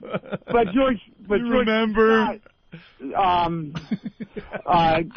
listen, I particularly liked you in this movie. Dude, with calm this girl. down. The whole freaking country is listening to right now. Oh, man. Horrible. South Beach is listening. Chicago's listening. Right. We got fans all the way up in Maine as they try to dig out from that snowstorm. But then George C. Scott starts taking a lamp and just fucking beating the shit out of the guy with it, remember? Yeah, but no, the guy called himself, what was his nickname? And like, from what Jim reason? Jim. My name's Jim Yeah, Sloan. but why My was... friends call me Jism Jim. Yeah, but what was the problem with George C. Scott, though? Well, he was looking for his daughter. Yeah, no, but how come he didn't... Because that was the guy that was fucking his daughter. Yeah, but why was he mad at him when the bottom line is he wasn't really producing a new film? Because... No, he wasn't... Because the guy was like, when he said, listen, when George C. Scott said, listen, I'm producing a new film, I particularly like you with this girl, Jism Jim goes, no way, dude, not that chick. She was so fucking freaky, my goddamn cock hurt for like weeks afterward. There's no way I'm working with that fucking bitch again. And then George C. Scott just rips the lamp right out of the wall and just starts smashing it over his fucking head, remember? In real life? No, in the movie. Oh. In the movie. What movie? Why did he sleep with George C. Scott's daughter, dude? Why would you, if you're working with George C. Scott, why would you try to... George C. Scott's character in... What movie was that again? Movie Hardcore. Oh, Hardcore. Yeah. Oh, you're talking about Hardcore. Okay. No, I was confused. Right, Craig. And George C. Scott didn't hit him with a lamp. He slapped him in the face and called him Yellow Belly. Hey, listen, the other thing, I watched Full Metal Jacket this weekend because I'm trying to, really learn, where everything comes from on the show. Yeah. And, Jimmy, you talk about movies that suck, man. That movie, I was, at the end of it, I was just, sitting there, I'm like, what the fuck happened? What was the point of it? Wait. The beginning of Full Metal Jacket is great. Wait, can I? That was awesome, no doubt about it, with Pyle. But after that, it when did they were get weird. I find out that this guy is just some field reporter. Right. I'm like, I wanted fucking Matthew Modine to get his head blown apart or something at the end. It just ends with. I've always said that. Away or whatever. I've always said that movie is like two different films. Yes. The first half is just awesome. The second half has some moments, Right. but it just doesn't compare to the first half of that film. Right. Best part of the second half is the old guy going, "What's that? Some kind of sick joke?" That guy was. He was the best part of the second half of that movie. Yeah. All right, Craig. Thank you. Bye, Hey, Craig. Opie and Anthony, man. I'm Oh, going to keep on God. rocking, and I'm going to punch out. All right. All right. Late. Hey, I'm going to call you guys back soon, okay? Oh, you don't have to. We Craig. are Trust me. And I'm going to keep counting getting the better and moments. better. All right. You don't really have Got to. plenty of room I'll to come grow. down there. That's right. Craig, you don't have to call back soon. Don't worry. Let your appearance just sit there for a while. Let people enjoy it. Listen to the replay. You could critique your own appearance and maybe work on it. No, I definitely. can't wait till my wife hears me tonight, man. She's going to definitely, tell me that I have to get a new job. Or Nah, something. definitely- Got too much time on my hands. Definitely call back. Okay. Not you. Hey, Jimmy. All right, Craig. Thank you. And then he tries to get you. Hey, Jimmy. All right, listen. Wow, was that a horrid phone call? We really tripped him up, though. Did you? I hope everyone else enjoyed the gulping. The gulping. Here's the deal. Listen to me. We don't mind cursing on this show, but just calm down with the cursing. Yeah, if you've noticed, and some people have, and some people have actually criticized us, saying that we're taming the show down. We're not taming the show down. We said it right from the start. The reason that it's so cool to be on satellite isn't the fact that you could just curse all the time. How many times? Pull interviews. For people that are saying we're taming the show down, pull the interviews we did before we even hit these airwaves, jerk-offs. We said it's not about getting on and doing the F show all day long. All day long. It's not about that. It's about the stuff, the subject matter we can cover, how we can talk about it. So when we say F or we just don't curse or say crap instead of it's not taming the show down. It's just doing the show we want to do. But the callers, Jesus Christ, they are just potty mouths. We understand you're allowed to curse in this forum. There's no FCC regulations against it. But to have a call, it kind of takes away from your call if every other word is F this and S and, the C word. So just try to keep it in perspective. And it's like profanity, and people, anyone that's just tamed down, like as a stand-up, I can say whatever I want on stage. I really, without any restrictions. Sometimes you do. You use it as a vehicle at times, but other times, like if you keep doing it, it gets played out and it loses any effect, Right. and then people are like, ugh, I write already. So even as a stand-up, I try to avoid it at times just for that reason. You don't curse a lot? Oh, I do curse, Not but you. You're just talking to Eric. No, but I was going to give him his buck for the story. Right. Remember, we made the bet. You're worth $250 million. I'm just a little fat guy from Boston with a tear in his eye. And Remember? he took his dollar. As he should have. That Colonel Kurtz face, bald head. Are you an assassin, Jerry? I'm a millionaire. You're neither. Love it. Oh, I really do want to just attack Bob with a machete in a little room while a cow is being slaughtered in the Hack him apart. Oh, that's And hilarious. he's sitting there looking at a book of poetry, trying to read out of it, but he's too stupid and he can't. You know, speaking of the FCC, we should get into this a little bit. Like a midget getting married on the edge of a straight razor. Slithering, covering its face, and surviving. It's my dream. It's my nightmare. We got to get the midget audio as well. Yeah. We really have to finally play that today. Yeah, so just keep in mind the fact that if you say every other word is a curse, it takes away from the meat of your calls. No, but dude, you guys are toning it down, dude. Yeah. Yuck. Oh. All right, Anthony, speaking of the FCC, I thought this story was pretty interesting. Oh, yeah. FCC rejects indecency complaints. Now, you know, a lot of people just are all over the FCC thinking they're just out of control, things like that, blah, blah, blah. Everyone wants you and I, by the way, to comment on the Michael Powell resignation. Yeah. We're not gonna trash the guy. We never had a problem with the FCC, believe it or not. There were people that would complain about our show and send complaints into the FCC, and the companies that we have worked for never paid a fine due to any content that we had on our show. We never did. They've paid off the last one. They paid off a bulk payment to get rid of a bunch of pending broadcasts. Possible problems. They just want to wipe the slate clean and decide, all right, we'll pay this amount to just get rid of all these possible complaints. So complaints. Infinity Broadcasting paid a big fine, but that was including our complaints. The and reality Howard's is, Ant and I over the years have studied, the complaints that the FCC found objectionable. We've sat down with lawyers, and we know how to do this type of edgy show and skirt around the issues, or we did, you know. Yeah. So and we find other ways to do our radio show instead of spending hours upon hours complaining that we can't do a radio show anymore because the FCC is up our butts. It's just not. It's just not the case. I can't do a show. And the fact is, Michael Powell resigned from the FCC. They're going to get another schmuck in there that's going to do the same thing anyway. They'll get a guy in there that's probably worse. Probably worse. It's all the administration above it. If they're kind of coming down, then he's going to come down. Right. I don't like Michael Powell. I think they all stink. But again, that's just whoever's above them is where the dictated morality comes from. Yep. They're thinking about taking that woman that's in there and putting her in charge, which would really be bad. You put a woman in there? Yes. Oh. Because their sensibilities are always on the side of humor. Yeah, there's a lot of humor that is based in darkness, in sickness, in stuff that a lot of people might not find funny, but put in context, it's very funny. And there are a lot of women that just cannot handle that type of humor. And can I tell you, the Parent Television Council, I can't tell you how badly I hope a fire starts in their office. Yeah, they're the organization that is causing problems for just about all of us. I hear the reality 99% of all complaints. Even more than that come 99%. It was 99 point something percent of all the complaints that are brought to the FCC's attention is from this group. From this group. And they are... So basically, they're trying to tell us, meaning all of us in the room and you people listening to this radio show, they're trying to tell us what we should be able to hear on radio. You know what these or people watch are? on TV. These groups like this, not even like this group. This what is group. it? The Parent Television Council. Or you know what they are? They're a bunch of people that are so effed up in the head, so perverse, so sick in the head with images of child molestation in their head, wants of pedophilia, wants of rape, and sick, disgusting masochism. That's what these people are. Yep. They can't deal with it. and they're so ill and sick in the head that they need it taken away from everything, or else they'll explode one day and kill and rape and molest children.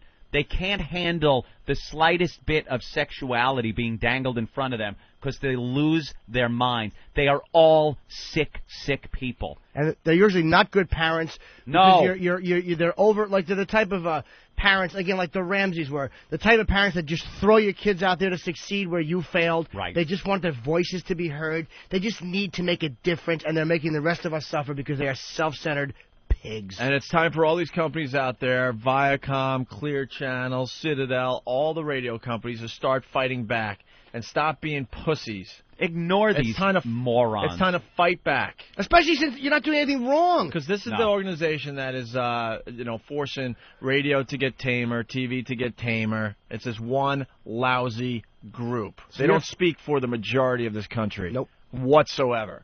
Small minority that wants to control all of us. Right.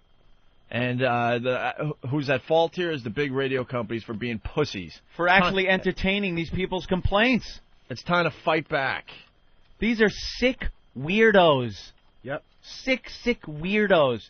Yeah, they have their kids, and everything they do is under the guise of protecting children, but they're so caught up in these activities that they have, complaining about these shows, trying to find every little innuendo on television and radio, that they neglect their children, and their children wind up growing up as screwed up as they are. In a weird way, I feel almost sorry for the FCC today that they have to deal with this crap. You know what I mean? Yeah. There's a whole list. We're going to get into a few of these. A whole list of complaints that came in from this group. What is it again? The Parents Television Council. Thank you. So these were a bunch of complaints that they filed with the FCC, and the FCC has spent a lot of time and write back and tell them, no, this isn't indecency. Calm down, relax, okay? Because a lot of people think the FCC is just jumping on every little complaint and making people's life a living hell. It's just not. It's just not true. It isn't, okay? And they got examples, and it's just great reading. We should put this up on our website or something. It's hilarious. Page after page of them complaining Outlined about below is television. a description of the allegedly indecent material cited in PTC's complaints. They have about 36 of them that the FCC says, will you guys calm down? There's nothing wrong with this, with the material here. It's become their whole existence, man. They need it to exist, or they won't have anything that they can latch onto. They're empty people who have not made a difference, and they just need their voices to be heard. Well, you know, this is like the people that sit there all day and dial 911 and call the police to their house for no reason, and then eventually they're arrested for doing this. That should be what happens to these people. Yep. You can't file complaint after complaint and abuse an organization or a commission like the FCC and not have some kind of consequence. I find it funny that there are people in this organization that are outraged by some of these clips from these TV shows. Because they're sick, weird people. I'm laughing my ass off. Like, let's just get right into it. The show Everwood, a character. Everwood, the name alone. Everwood? Right. Come on. It's the guy that took 200 milligrams of Viagra down there in Boys Town. Everwood. That's Neverwood. That stupid limp idiot. I know. I couldn't get an erection and I cried alone, mumbling fool. Everwood. A character on that show remarks to another, I got this black guy because of you, dick. Yeah. They had a problem with that. They had a problem with that and filed a complaint with the FCC because of that line in that TV show. The guy's name was Dick. Was it? No. No. But everyone says you Capitalized. dick. It's part of language now. Fastlane. I've never even heard of the show Fastlane. No. One character threatens another by stating, "In my next life, I'm coming back as a pair of pliers and pull off your nutsack." All right. That's fine. It was fine. The FCC said no problem there.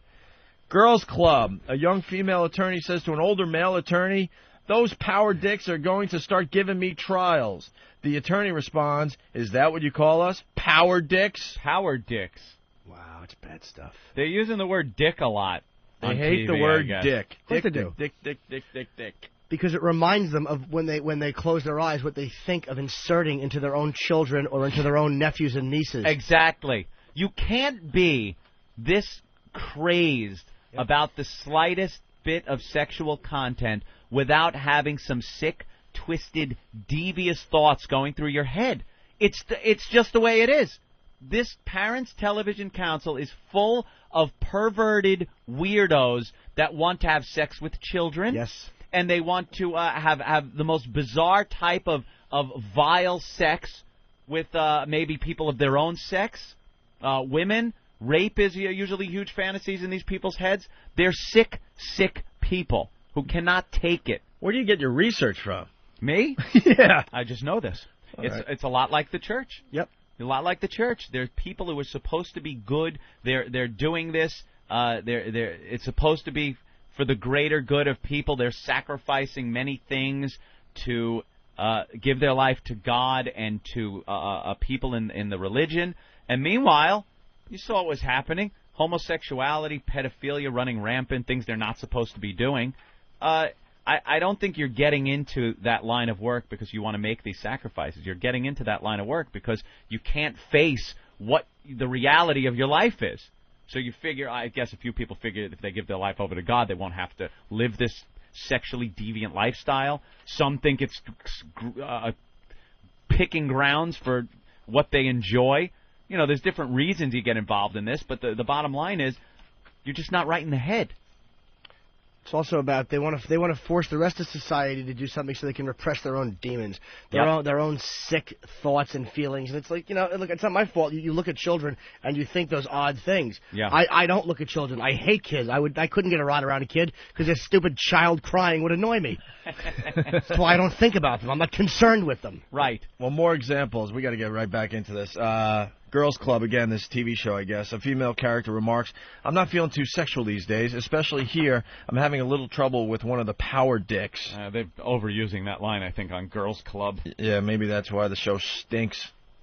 Got to get better writing. Dawson's Creek, Anthony. They had a problem with Dawson's Creek. Dawson's Creek? One character remarks to another, "Listen, I know that you're pissed at your dad for flaking on you. It doesn't mean he's a bad dad, and it doesn't mean he doesn't love you." Another character responds, "No, it just means he's a dick." Oh, sorry, I was dozing off at Dawson's Creek. Dialogue? Some of their dialogue. Well, I guess the word dick is prevalent throughout all these complaints. That's upsetting the PTC. Dawson's Creek again, character tells another, "You're being a dick." Now, Austin Powers, The Spy Who Shagged Me. That's on their list. Of course it is. And they sent an FCC complaint in, and the FCC said, no, sorry. And it was a musical number during which the title character's naked torso and genital area are blocked by objects, furniture, and in one instance, by his hands. Remember that, Austin Powers? Great scene. Gets at the beginning. Great scene, very funny. He's moving things around, and it's hiding his junk. Very funny scene. Do you find that titillating? Do you think people out there found that titillating or just really funny? No, only sick, weird people would find that titillating and have this need that it be taken off because it's getting them excited, and God knows what sick thing they might do when they get excited. And why in the hell should other people enjoy this because they are able to watch this and enjoy it without committing some sick crime when, quite frankly, these people cannot. So they want it just eliminated. Take it away. Take away all my temptations. I'm too sick to deal with it. That's what they're saying. Yep. Later scenes include the use of the phrase fat bastard. Not allowed to say fat bastard? And the word testicles. Oh, my God. That really is upsetting, though.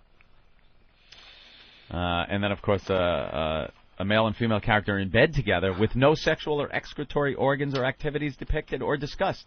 And they complain about that.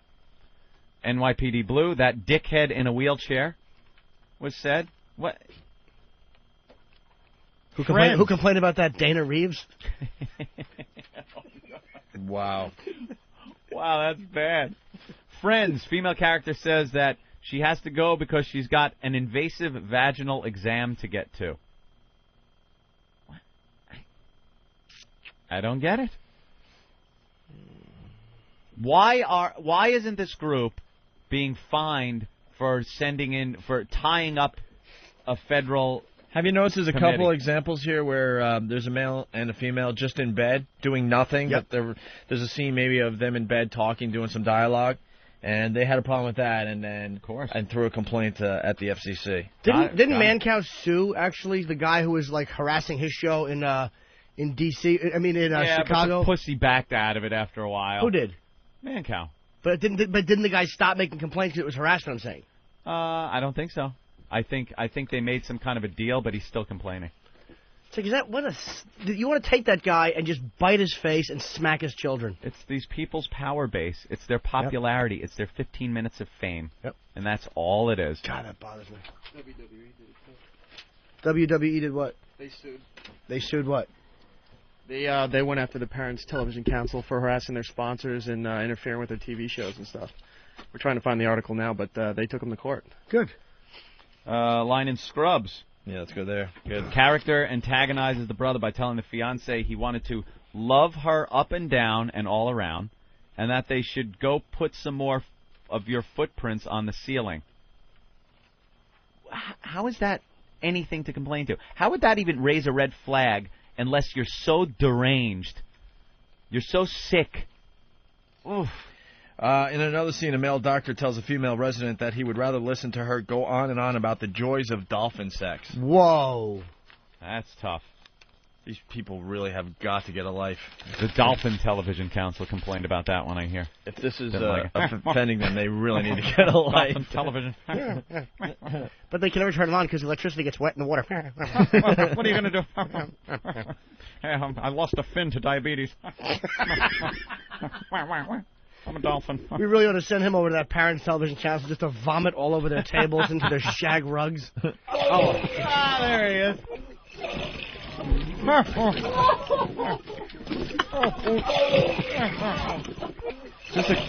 Just a couple more examples. Anthony, the One Tree Hill show here. In a school hallway, a male character tells a female character, "I've got something for you." And she replies, "I know you do, gorgeous." He then gives her a book telling her she might want to check it out, and she replies, "Oh, I definitely want to check it out. I suppose I could read the book, too." Wow. They are really getting slim here with anything that could be complained about. But that shows you where they are. That shows you the mentality. They're dishonest. They're not honest people. They're liars. Yep. Let's see. Will and Grace. They had a problem with Will and Grace. And a male character studying to become a nurse remarks to a male friend that he's taken his own blood pressure many times, to which the friend replies, "Yeah, and how many times on your arm?" Oh. Uh-oh. Thinking that he's going to grab his junk and take his blood pressure on that. There's a leap. Gosh. Boy, every little thing. Oh, he was talking about penis. Oh, my God. I can't think. I'm thinking about penis. Oh, I got to go to the kid next door and grab his. Yep. Sickos. You sick, disturbed jackasses. Scrubs again. A male character and a female character is depicted in bed. They have a huge problem with this. And they're under the covers. The male character asks the female character if it's a good time to start talking about a nickname for his penis. Mm-hmm. They had a problem with that, Anthony. Yeah. If you're in the measure of the Parents Television Council, you could nickname your penis Dirty. Dirty. Bad. Filthy thing. Evil. Ugh. The FCC also has denied bringing any fines against Saving Private Ryan. Remember? It was aired in November. Who complained? Them. Same people. Parents Television Council. Saving Private Ryan goes on. They play it uncut. There's a lot of use of the F word and stuff because it's a war movie, trying to be accurate. And then dirty language was thrown around back then, I think. And the FCC said no. Complained against 159 ABC affiliates, and they denied it. Good. Good for you. Scumbags. Good for you. How many people will remember this group? A few 100,000? I don't know. Yeah, it's a pretty big group. It really can't be that big. Bunch of soccer moms. They know what the problem is. They're not getting boned properly at home. Right. Their husbands are repressed bisexuals, or again, with fantasies of pedophilia. They're not getting what they need. Yep. So they close their legs, put on their slacks, and need to get out this aggression some other way. That's it. Sorry you're married a dud, sweetheart. Sorry about that. Yep. Oops.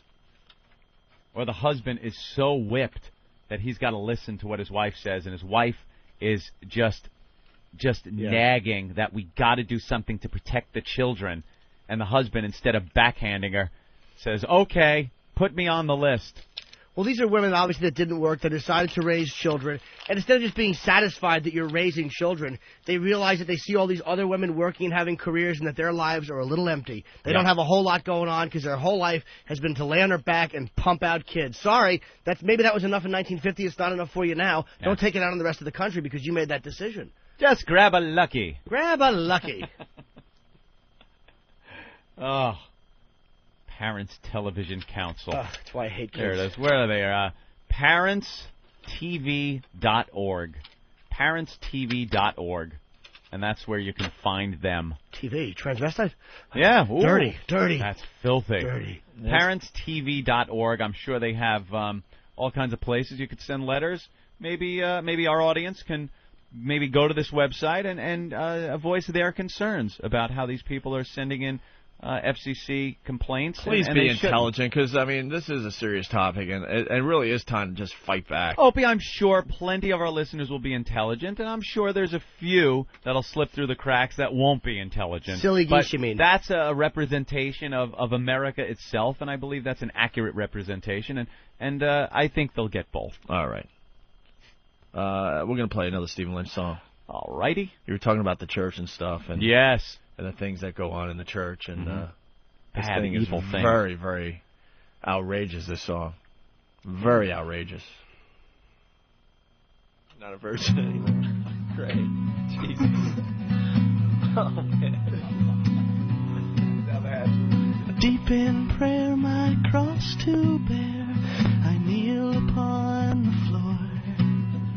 Temptations of a Catholic priest are easy to ignore, but I cannot control myself. It rips my soul apart. For one small sheep among my flock has stolen the shepherd's heart. Altar boy, confess your sins to me. You will find the grace of God inside my rectory.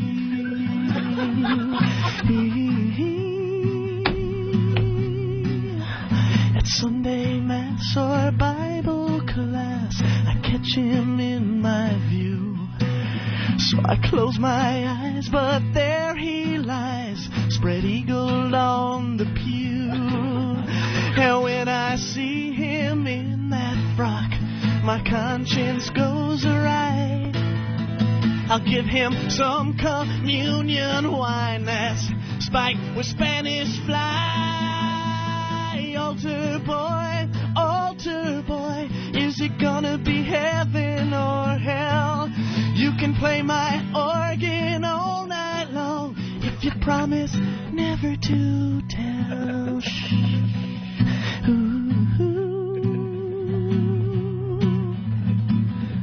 Our Father, who art in heaven, hallowed be thy name.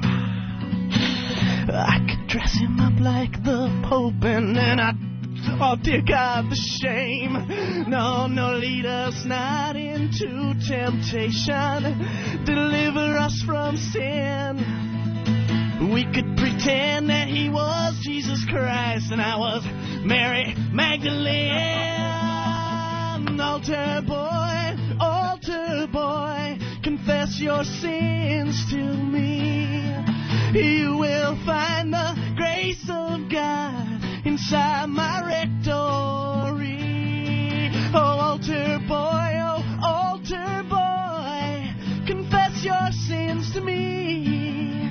You will find the grace of God inside my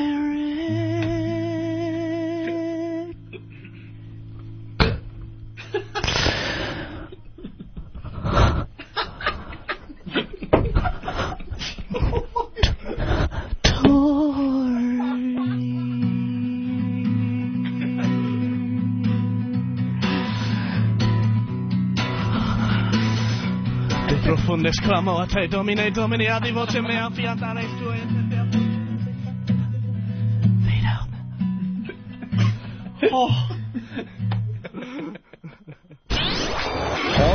place to get laid and eat sandwiches. That's it. That's the closest reference you can get to something cool, hip, and groovy. Cool, hip, and groovy.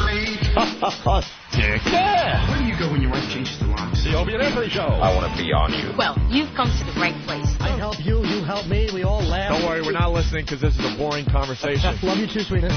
If you walk past them, they'll take your jewelry, take your purse or whatever, you know. You have no idea what they are. There are a lot of questions about them. Real. Dirty looking. Thinking not. Shut up. Bring on the booze. Is this the Opie and Anthony Show? Okay. Opie and Anthony Show. XM202.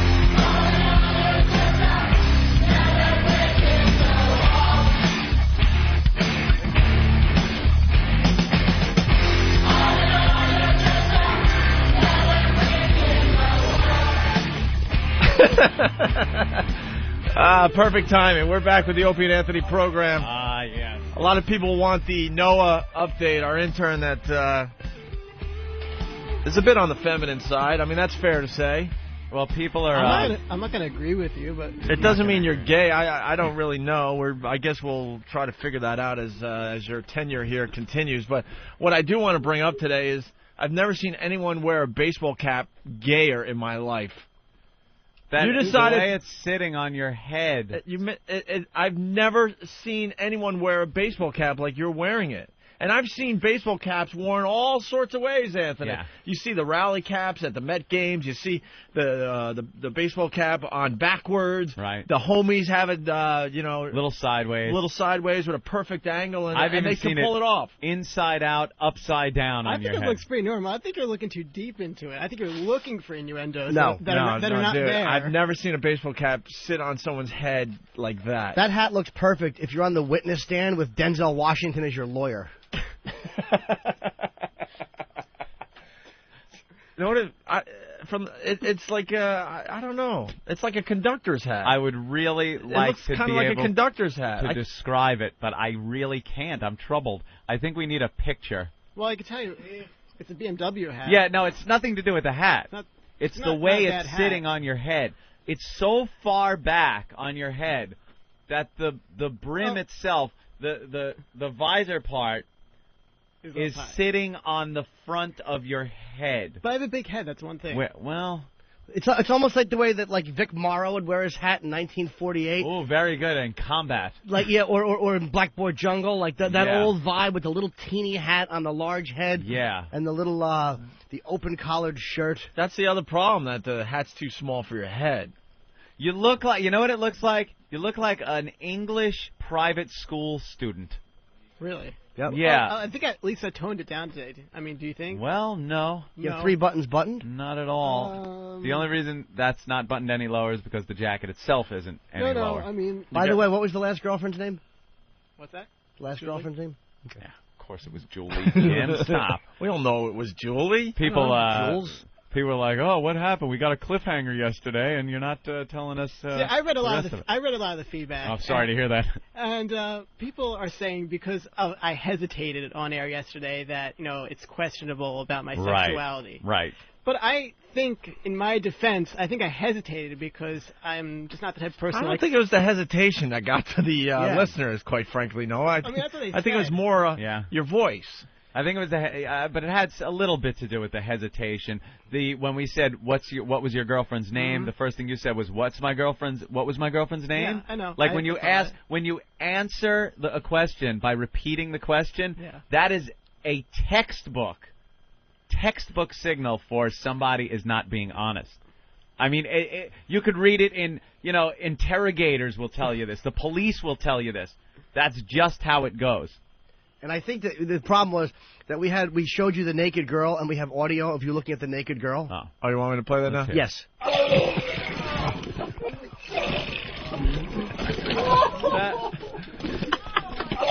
This raised some eyebrows, yes. I don't remember this. Vomiting? Is that vomiting I hear? Of course you don't. I don't remember this. Of course you don't. And then the smacking of the lips that... Yeah, there were a lot of telltale signs that you were really nervous of not being completely honest, is what we're saying. I think being put on the spot about something personal makes me nervous. Danny has just handed me a note. Oh. Danny, who's leading the charge of interns that don't like Noah. Is this like becoming a club or something? I'm not in that club. I like you. Thank you. Yeah, you could. I appreciate it. You could share the microphone with Noah. Why not? If you want airtime, you got to get right up to Noah. No, just no. Lupus is a no, black disease. Just No, hold that microphone right in front of his face and Lupus smack his isn't cheek with it. Lupus is not a girl's disease, is it?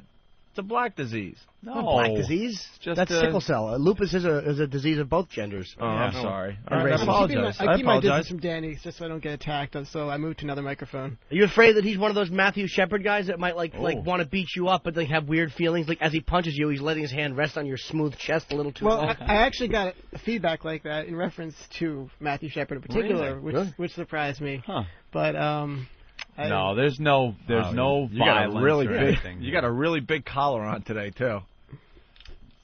I mean, it's just the Wide way, lapels. It's just the way I like to dress. I don't see what the big And what deal kind is. of blazer is that today? Is that an expensive blazer? No, not really. It's Banana Republic. Dude, you think about what you wear every day, which is fine. But I mean, we all get here at like 5 in the morning. Let me tell you something. See what I'm wearing? This is the second day in a row. I will wear this the rest of the week.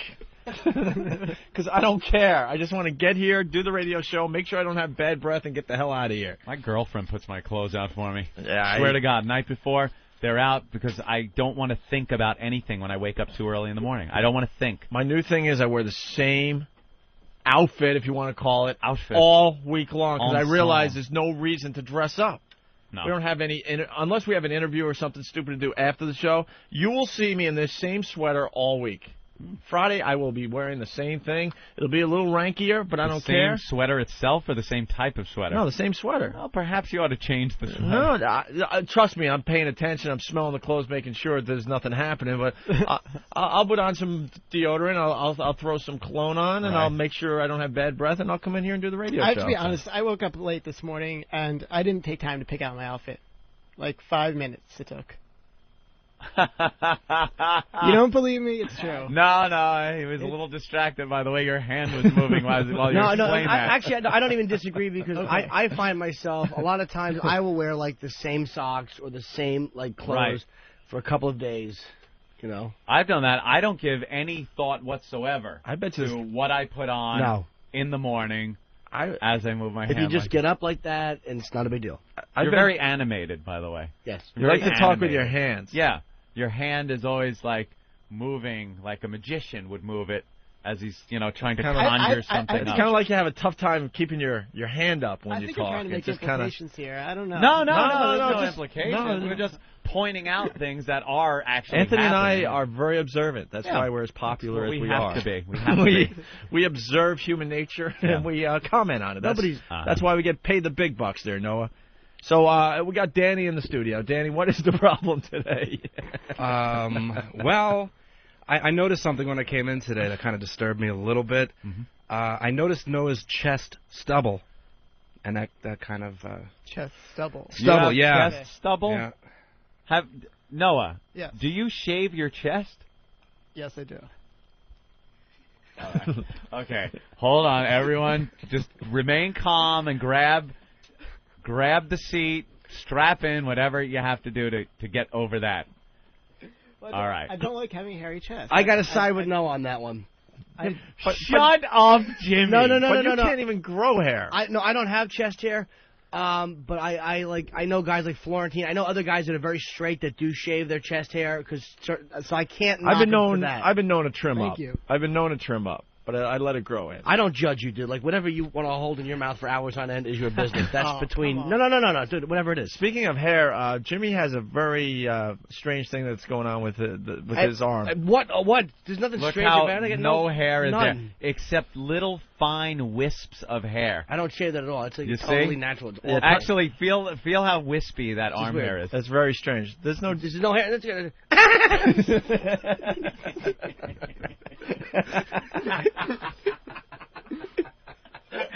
Oh, God damn.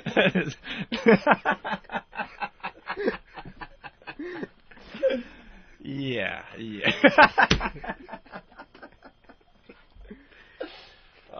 I love that gag. That will never get old. We could have flying cars and Mylar suits, and I'd still be laughing at that. All right. It's the stupidest thing. Found out a little bit more that you shave your chest. How often do you have to shave your chest hair? Something I do regularly. I mean. No. No. You let it grow in a little bit. I mean, if So you're disturbed that it's a little stubbly today, your chest hair? No, not really. Electric or regular razor? Just a regular razor. A little shaving cream. Do you shave your butt crack too, so nobody gets chafed? No, I don't. Wow. That's making some type of accusation. That's a huge accusation. Danny. Wow. I don't like the fact that Danny's implying that you shave your chest hair because it gets annoying pulling rubber cement out of it in the shower. Here's Steve. What a mess. Steve. What a mess of people. Oh, boy, if that isn't a perfect... Oh, Big Bear helping the little guy with his microphone. Helping the small cub. I was going to say, I do believe they call him a cub. Christ. We couldn't hear his fabulous commentary in the other room, so I was simply assisting. Oh, we heard it. Yeah. It's Martini, Steve. Yeah, bad. Well, I have to say that being a Jewish guy, you get a pretty hairy chest, and I just don't like having that. You don't like that, so no. That's fair enough. I think that's a very good explanation today. Fair enough, sir. Fair enough. Nothing to do with being a fairy. Could you pull the hat down though? Yeah, but I have like a big head. That's the reason. Did you wear that to try to be a little more manly today, and you figured, all right, I'll wear a hat? I wear this all the time. You can ask anybody. Who are you going to ask? My roommates. Roommates. Well, let's get into that a little bit. Sir. Noah's roommates. Yeah. Noah's roommates. So you have roommates. Is this a house? No, this is a dorm. A dorm. Okay, yes, so you're in the dorm over NYU, I guess. Yes, I am. And how many roommates in the dorm? I have 3 other roommates. So 3 other sweet. roommates.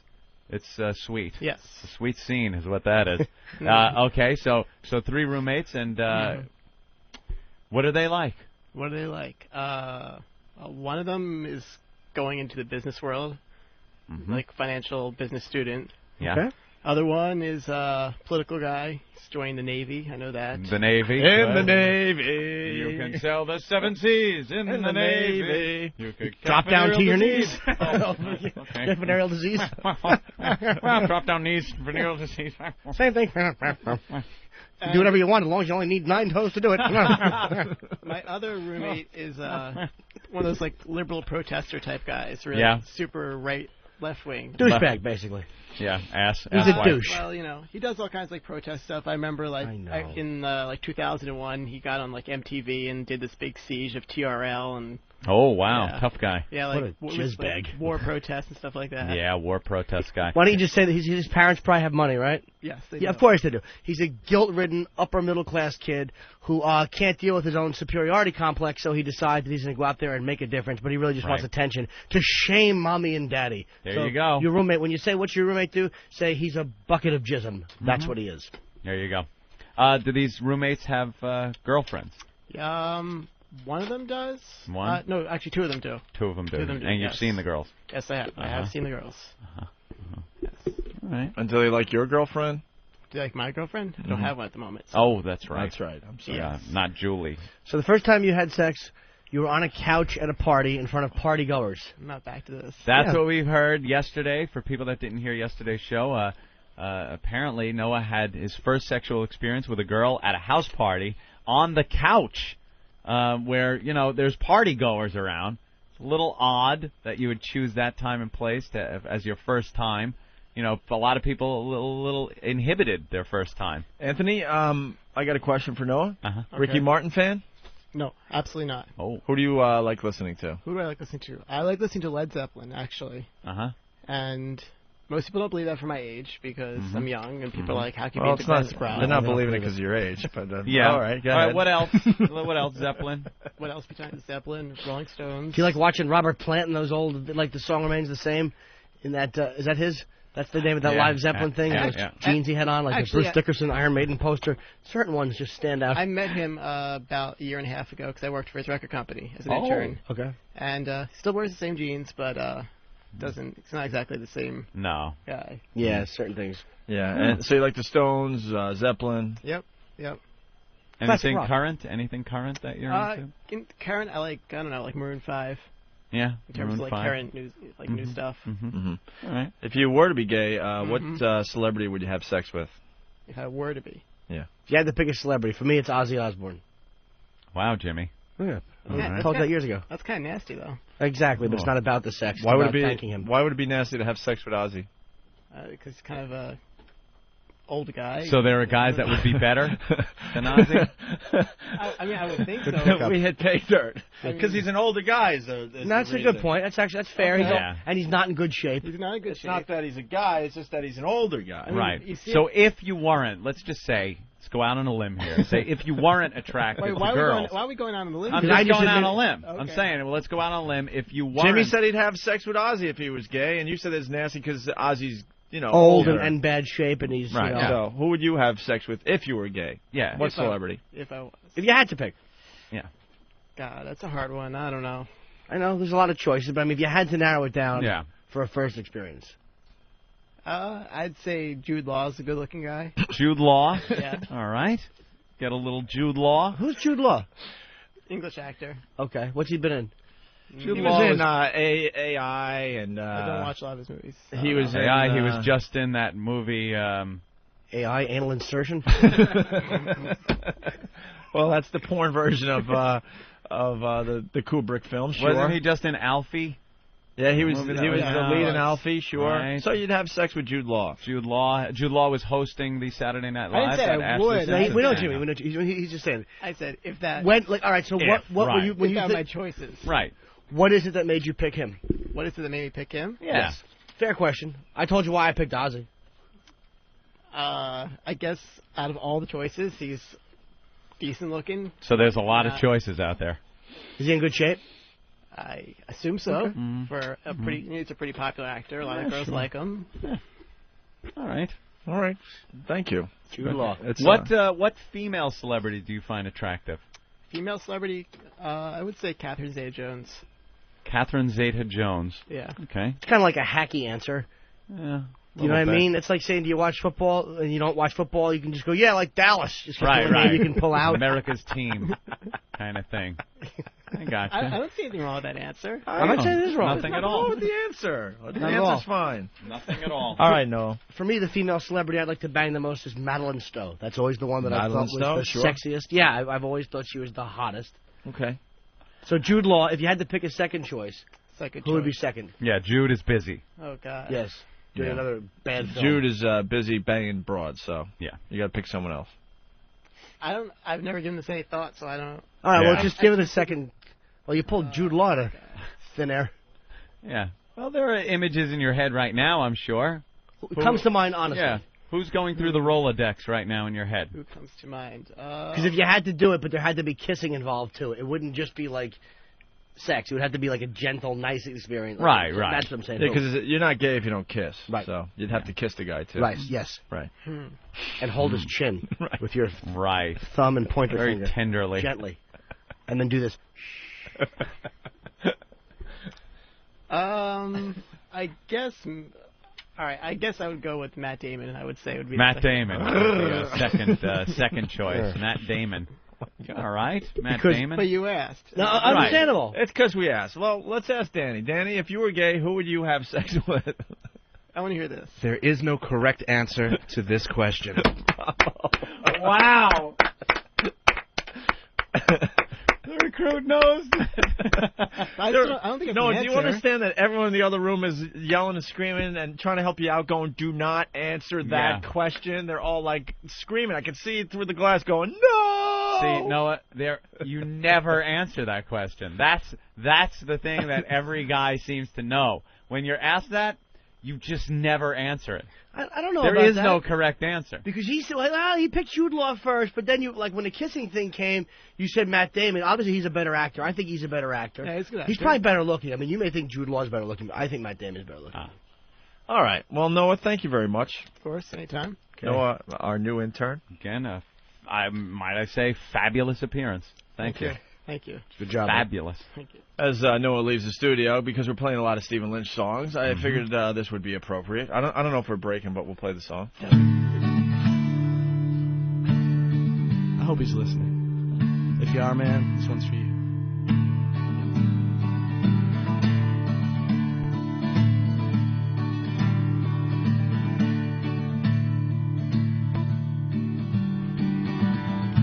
Here we are, dear old friend. You and I, drunk again. Laughs have been had, tears have been shed. Maybe the whiskey's gone to my head. But if I were gay, I would give you my heart. And if I were gay, you'd be my work of art. And if I were gay, we would swim in romance. But I'm not gay, so get your hand out of my pants.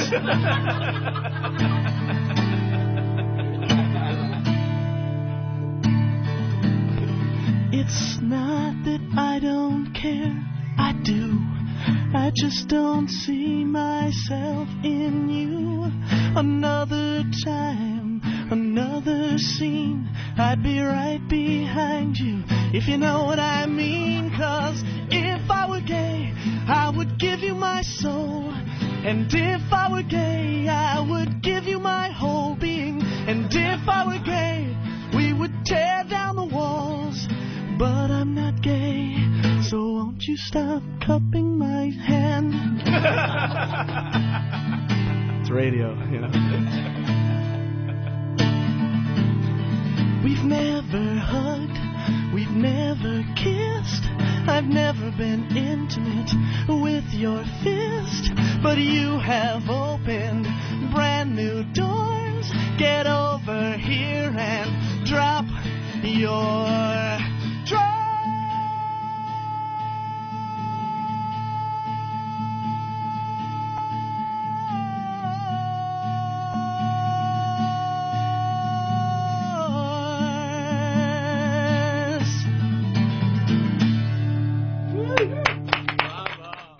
Welcome to the Opie and Anthony. Ooh, it's in my shoes. Ramon, clean this up. FM 202. The Opie and Anthony Show.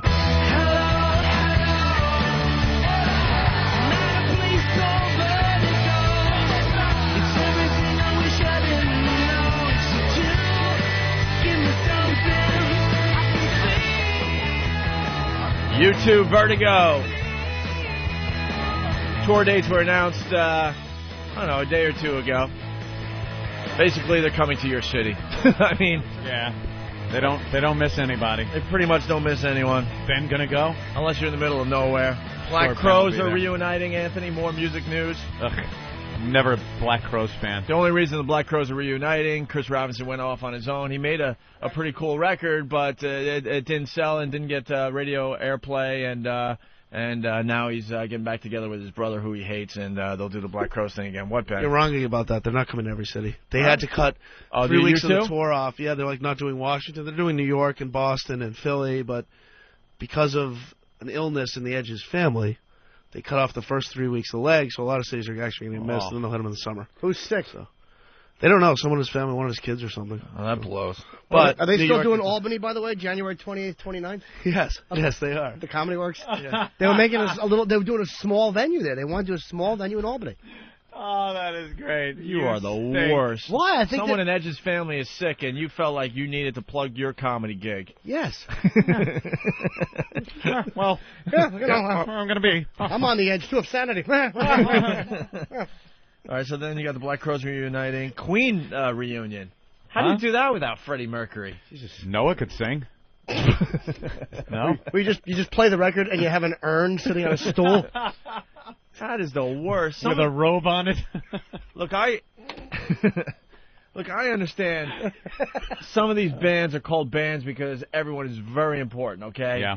When it comes to Queen, and some people will argue Brian May, blah, blah, blah. Brian May was a big part of the Queen sound. All right. That guitar is how do you go on without Freddie Mercury? There are bands that lose a lead singer. They can move on. Like AC/DC did a pretty good job with it. Van Halen, obviously. Yep.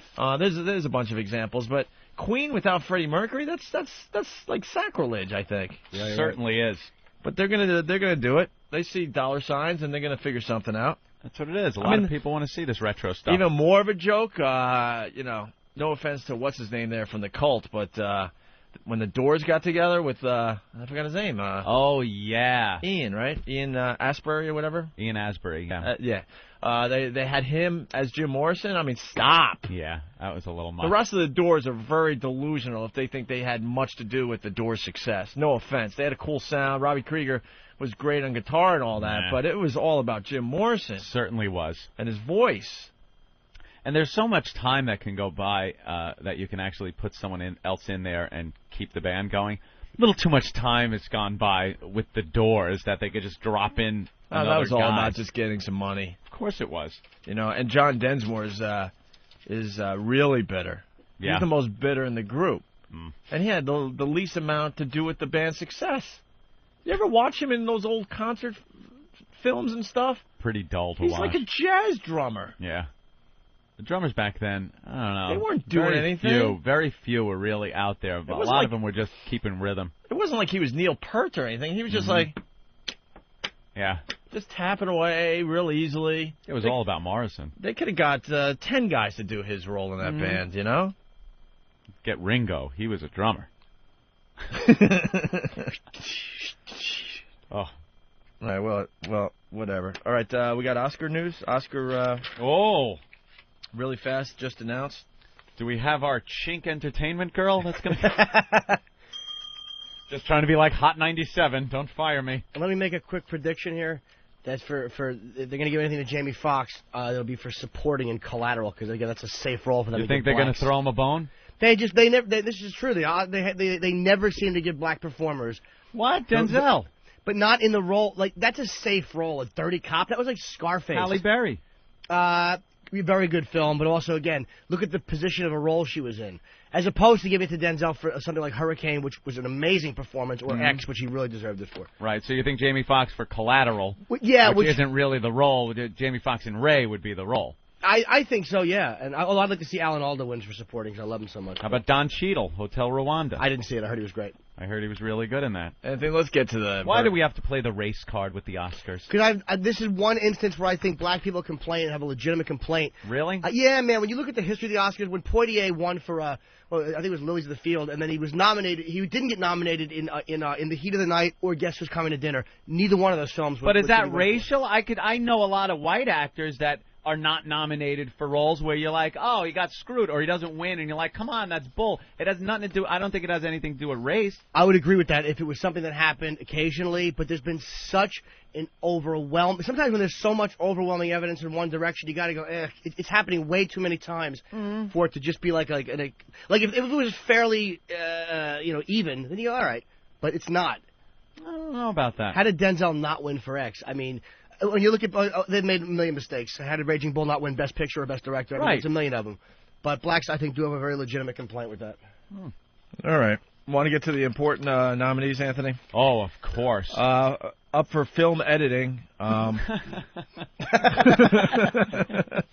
Why is this even a category? I love film editing. And then when they win and go up there and give a big long speech like anyone cares. It's like, dude, you splice scenes together. Oh, Stop. I have so many people to thank. You know, when we sit in there and cut this film. Right. Oh, who film cares? editing, I mean, can you tell the difference between one edited film and another? You know, it started with a director's dream, and when we sat there for hours cutting this movie... It started with a razor blade before we went to computers. I got to thank the actors for doing so many awful scenes that I had a lot to chop out. And Frank, you with the broom, those stuff, that would have still be on the floor if it was up to me. But, you know, I got to thank him. He swept and kept the floor clean so I could drop more crap onto it. Film editing? Yeah. Who are you kidding? Another very important nomination, Anthony. Makeup. Makeup. Very important. Usually goes to the period piece, right? The Passion of the Christ is nominated for makeup. The Seat Inside and throw some more blood on him. Yeah, and Lemony Snicket's A Series of Unfortunate Events. Jeez, the Passion of the Christ loses to Lemony Snicket's. That really is depressing. Wait, are you telling me The Passion is not nominated for anything? Wow, look at that. I don't know. We're just focusing Whoa, I think Hollywood scorned The Passion. What a shock. And they threw him a bone by giving him a nomination for Best Makeup. Oh, wait, no, cinematography. Okay, all right. That's an important one. Where's Best Picture? We don't care. That's the no, Who OP. Cares awards. I want to go with the documentary short subject, Anthony. Oh. Autism is a World. The Children of Leningradsky, Hardwood, Mighty Times, The Children's March, Sister Rose's Passion. I'm voting for Hardwood. All right, well, you get the gag. Sound mixing, yeah, that's... Oh, sound mixing. Sound mixing, very important award. Very important. They Yeah. come up and accept that one. Very proud. Mm-hmm. What a proud moment. Mm-hmm. All right, well, here we go. Actor in a leading role, you got Don Cheadle in Hotel Rwanda. Johnny Depp in Finding Neverland. What's that movie about? It's about the guy that wrote Peter Pan. A whole pedophile thing going on in that movie, too. Yeah, the guy's like a little too friendly with children. Okay. Leonardo DiCaprio for The Aviator.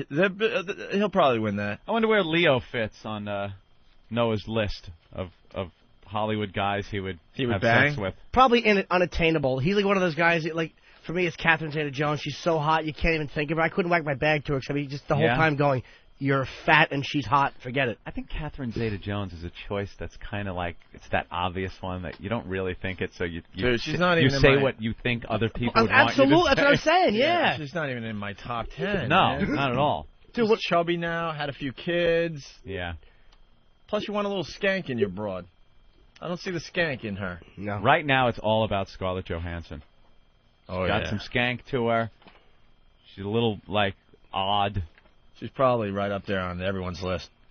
Okay, Clint Eastwood, $1 Million Baby. I saw that movie. He was okay in it, at best. And then Jamie Foxx for Ray.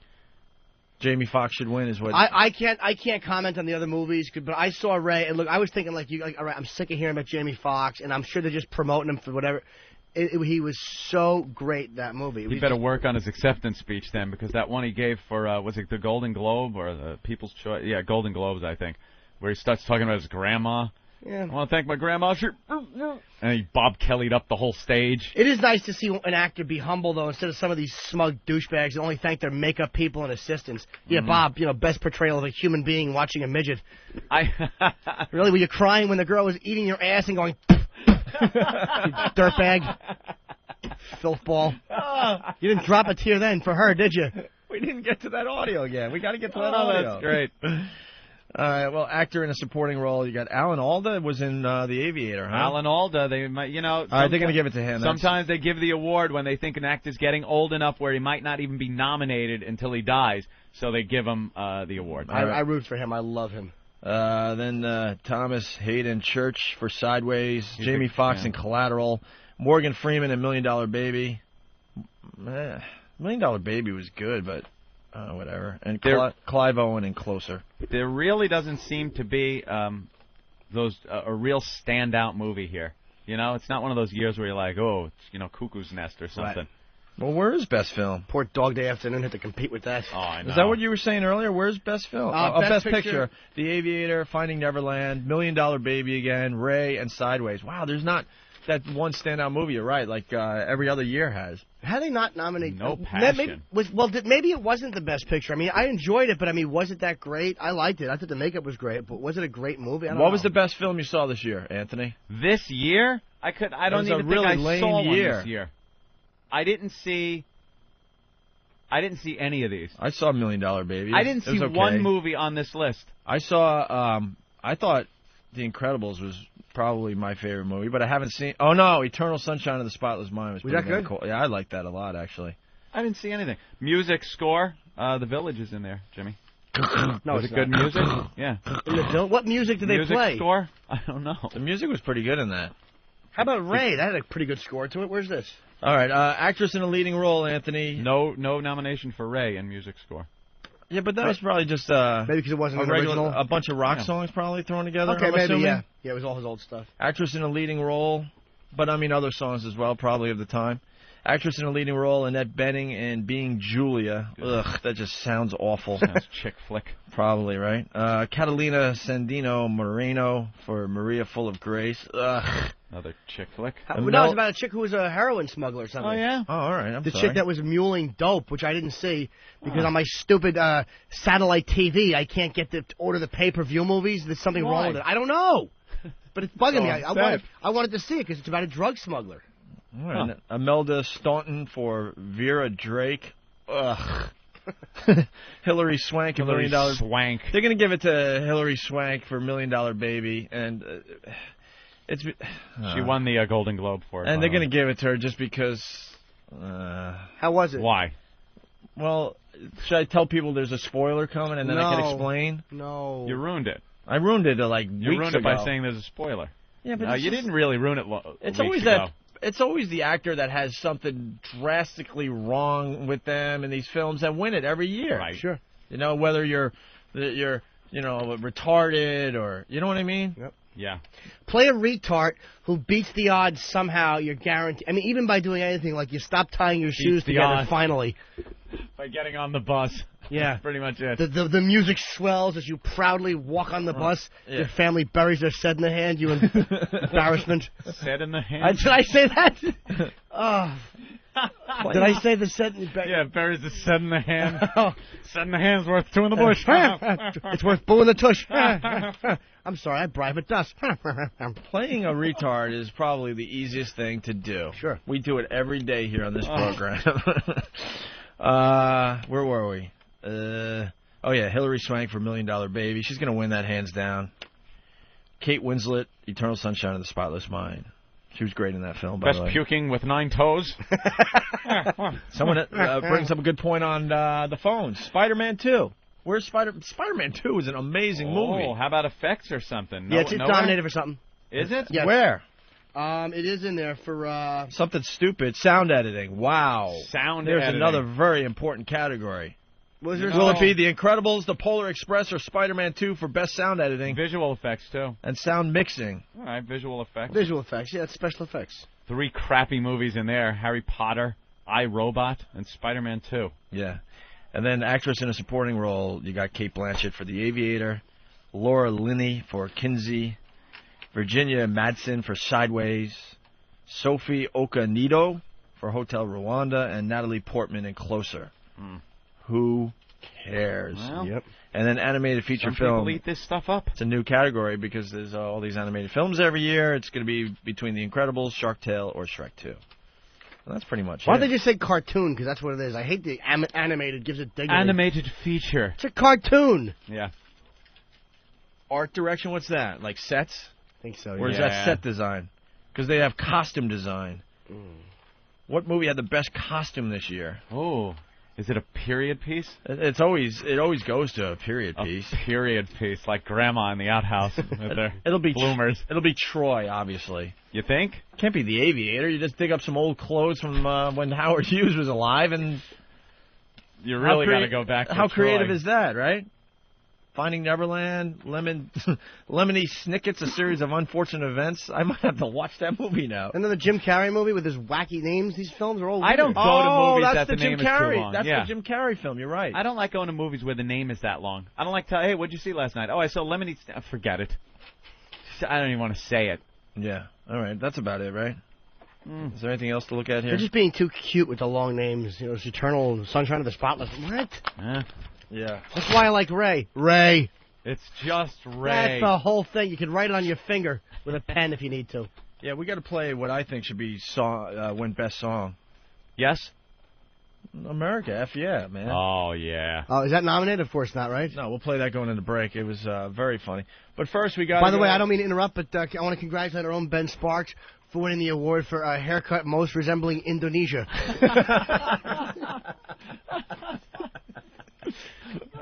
They're still plucking survivors from his hair today. Matt and Trey actually were nominated for an Oscar for their movie, the first movie they put out. One of the songs, and then Phil Collins wound up winning that year. How do you lose to Phil Collins? Yeah, the South Park movie. Oh, the South Park movie? Oh, Canada, right? Canada. Blame Canada. Yeah, blame Canada. And they wouldn't let... didn't someone else have to sing it? Yeah, there was some kind of thing that went on. But then after they lost, they animated Phil Collins in the next episode of South Park and just made him out to be a real douche, which was pretty funny. Why couldn't he sing at the Oscars? I don't remember the story. Somebody I'm was going to sing Blame Canada, and they either wouldn't let it be sung or there was some kind of controversy. Ooh. I don't know. I can't pull this stuff out of my head every day. I'll have to do some research now. Chrissy, what's up? Hey, what's up? We're talking to Chrissy Ballantine. She was kicked off the Sports Illustrated swimsuit TV show, right? I heard a pretty girl voice. I thought a wrong number. It's all guys. It's all guys that call this show. Your date of birth is unknown? Huh? It says date of birth unknown. Well, my date of birth, really? She's 23. You're 23. You know what, guys? I can barely hear you. Oh, no. Boy, see? Is this better? Okay, I can hear you now. That's Hi, good. Chrissy. It's a girl. You're from Little Rock, Arkansas. Yes. Ooh. And you got kicked off the show. I'm really surprised you called the program because the last model had a problem with us, I found out, just before you called in. And we were Really? What happened? We were just having fun with her. We noticed that she had a really weird, small toe. like her pinky toe was a little too small for our taste, and we kind of focused on that for the whole interview, and she got really upset. Oh, my God, who was it? I don't know. It was the last girl that got kicked off. She's in Puerto Rico right now, I think. Yeah, she's. Yeah. I mean, I said she was hot. But I did tell her at the time that Chrissy was hotter. Yes, and all your toes look very uniform in this photo I'm looking at. So you have nothing to worry about. Don't look at my feet. They're horrible. No, they're better than the other girls. What do you think is wrong with your feet? Oh, God. I don't know where to begin. I got grocery store feet. What is grocery store feet? You've never heard that before? No. It's hilarious. You know, like when you're pushing a buggy and you hit somebody's back of their foot or something and it makes a mark. All right. Or anything like banged up feet. Just or banged up feet walking around in the Little Rock grocery stores. I need to get my toenails done. Kind of like a heavy bald diabetic, just messed up feet, missing a toe here and there. Oh. Maybe. She sounds so hot. I love that voice. I need a pedicure. Picture. Look at the picture while she's talking. Chrissy, you're so much hotter than last week's girl they brought us. Why did they throw you off? I don't know. Did they give you a reason? Because I'm the mediator. I don't really know. I had a blast. Can I tell you something? Can I tell you something? I've been telling every girl this. I don't really get this show because it's to get into Sports Illustrated, their swimsuit issue. So aren't they just basically looking for the hottest girl? Why do you have to have a good personality and get along with others and do well in stupid Survivor-type contests? It's all about how hot you look when they take your photo, right? Very true. Well, I'm confused. As far as professionally, they want somebody who's good all around, with a good personality, and that looks good too because. Can I tell you something? To work well with others, you have to have a good personality. You have to be Chrissy. That's what I think. Chrissy. I think as a model, I think it's important to be able to work good with others. Chrissy, when I get the Sports Illustrated swimsuit issue every year, and I'm whacking it to the girls in it, I'm not thinking they have a good personality. Okay. I'm thinking, wow, look how hot she is. Yeah, but there's men and women. This is the most popular magazine in the world, and men and women look at this equally. Yeah. I think actually more women look at this than men. Really? So how tall are you? I'm 5'8". 5'8". 5'8". Look at the picture of her on the front with the abs and stuff. Do you have to work hard, or are you one of those natural DNA kind of gave you a nice body kind of thing? Oh. I wish I could say that I was, natural or whatever. I don't know. I used to weigh about 150 pounds a couple years ago. You used to weigh 150 pounds? I used to. Because I don't know. I ate a whole lot back then, a bunch of double pounders with cheese and stuff like that. So how'd you lose all the weight? A lot of puking or? A lot of puking. Scars from No. Date Tommy Morris. Heroin. I did a lot of cardio. Yeah. And cross training and blonde. What color are eyes? I'm thinking, even though this is a black and white photo, I'm thinking green eyes today. Do what? What color are your eyes? Blue. Blue eyes. Blonde blue eyes, Anthony. Very nice. Is your body are your body parts all yours, or have they been enhanced by any types of surgery? Oh no, she had implants. Well, I got breast implants. You did. Yes. What size are those? They're C's. Yeah. C's? Yeah, that's good. You didn't go huge. Small C's, Anthony. They're round. That's nice. What were you, Lil A cup before? Pretty much, but it didn't really it wasn't like a big deal to me. I didn't really care if I had them or not, but I mean, I figured it would be a good time to get them if I wanted to get them. Yeah, if you're gonna model, you might as well have them, you know. Yeah, I guess it's different with each girl. Like me, I wish my hips were a little bigger, so it'd be a little bit more proportional. Not saying that my boobs are big or anything, but I'm kind of broad, you know, kind of like a linebacker. Well, it doesn't look like that in this. Oh, you got the wide shoulders, huh? I think you look terrific. I was just commenting to the guys before. I'm looking at the picture, and I'm just like, yeah, she really looks terrific, and they all agreed. Well, I can't hardly hear you. We keep on cutting out. I feel so bad. Are you on a cell phone, Angel? Yeah. Hey, Chrissy, so what is your worst feature then? If you had to say. No, y'all tell me. Because you're a hot piece of ass. Well, we said it last time to the last girl, and she got mad and told on us, and I don't know. I promise I won't get mad. I don't see think it's my anything. butt. I don't see anything bad about her, though. I can't find one thing I would ain't pick got out one. as a fault. Yeah, I'm not known for getting picky, so I think you're. I think you're a piece of ass. I really do. Yeah. Lovely. What's your what is your worst feature, if you had to say? I guess I'd have to say, like, my hands, maybe, and like my butt and my stomach. What's wrong with your hiney? My butt. I just don't have a butt. I want hips and a butt. Oh, all right. Because I was telling the guys before the show, like, your stomach. I said to the guys, I'm like, her abs are amazing, and they're like, yeah. Oh, guys, I mean, it's like so weird because before I started working out and stuff, I didn't think I had any abs and stuff. But then whenever a couple of years ago when I started working out, like they really kind of came through. But now I hadn't worked out in so long, like really, really worked out. Yeah. But I think cardio. Hey, are you a smart broad? Well, I don't know. You going to school? I try really hard, you know. Did you go to school? Yeah. I went to the University of Arkansas, Monticello, and studied communication and my minor's art. University of Arkansas has got to be like 13th grade, though, right? Like what? 13th grade? That's not like a real college, right? I don't know, man. Because it's Arkansas. Hey, Chris, I got to defend Chrissy here because I was talking to somebody about the University of Arkansas about the communications program is supposedly very good. Because I asked them, I'm like, is that a good program? And they went, sure is. Yeah, it's really, really great. Yeah. So what do you plan on doing now that they threw you off the show? Well, I'm here in Los Angeles, and I am working right now and just doing different things. Like, you know Yoshi? You know, stuff, you know, modeling or I don't know exactly how to say it. Just whatever.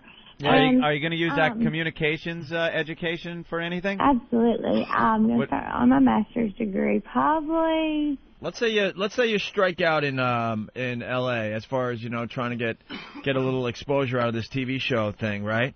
Would you consider any type of pornography? What would you say? Hang on. Would you consider doing porno if all else fails while you're out in Hollywood?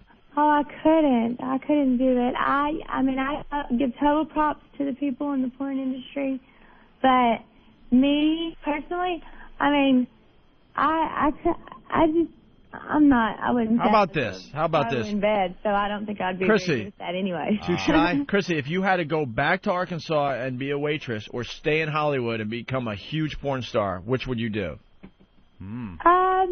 Like I said, I guess I would go back to Arkansas. Would you really? Absolutely. You wouldn't even you wouldn't do any type of scat films or anything? It's what? Scat. It's a form of yeah, it's one of those. I know. It's one of those type of porno movies or something. Kay from California wants to say her worst feature is her IQ. Kay, come on. Kay, that's awful. Hear you. All right, listen, Chrissy.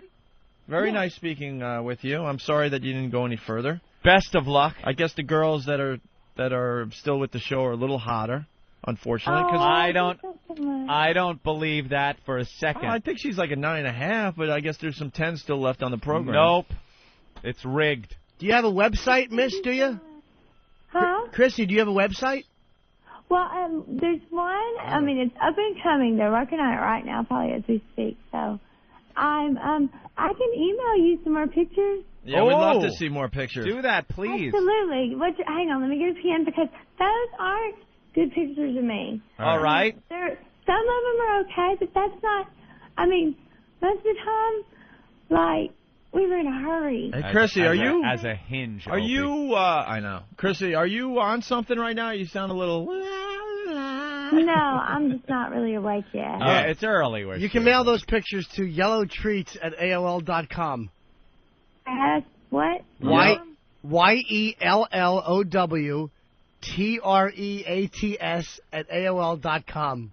Okay. Yellow Treats. He likes eating lemons. And also, and also, there's another one. You can send all pictures to Ben.Sparks. That's Ben.Sparks at xmradio.com. You can send any type of pictures you have. And your hair tips as well. Yeah. Chrissy, when was the last time you farted?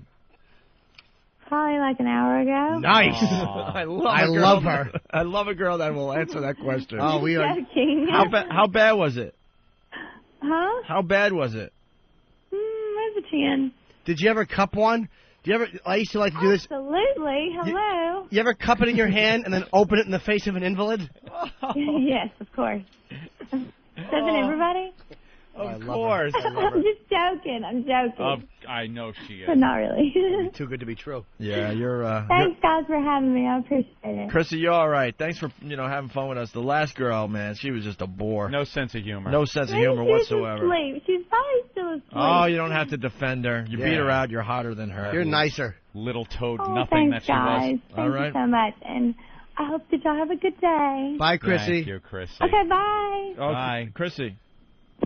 How hot was her voice, though, man? She was so stupid. I loved it. She just. Hold on, we got to go to Sean from Jersey. Go ahead, Sean. This girl makes Anna Nicole Smith sound like Einstein. Hey, Jimmy boy. I'm right here. Yes, I love you. You're an asset to the show. Don't listen to these idiots that call up and say otherwise. Now go home and get your fucking shine box. Oh! Oh! All right, let's take a quick break and we'll continue with the O&A. Ruin my party. Program. Because your mom still buys your underpants. Turn down your TV. Opie and Anthony. Good morning, little pooper. The Opie and Anthony Show. 7202. The Opie and Anthony Show.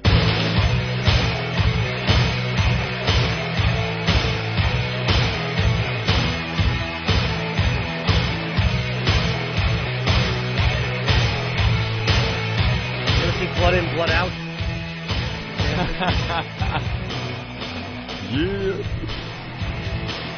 All right. That was a quick break, huh? I just saw on New York One, the news, they had the big picture of the Hot 97 article in the newspaper. It's getting some steam behind it. I think we'll see someone get fired from that debacle. The Hot 97 thing. Oh, I'm sorry. I wasn't they just showed it on the news.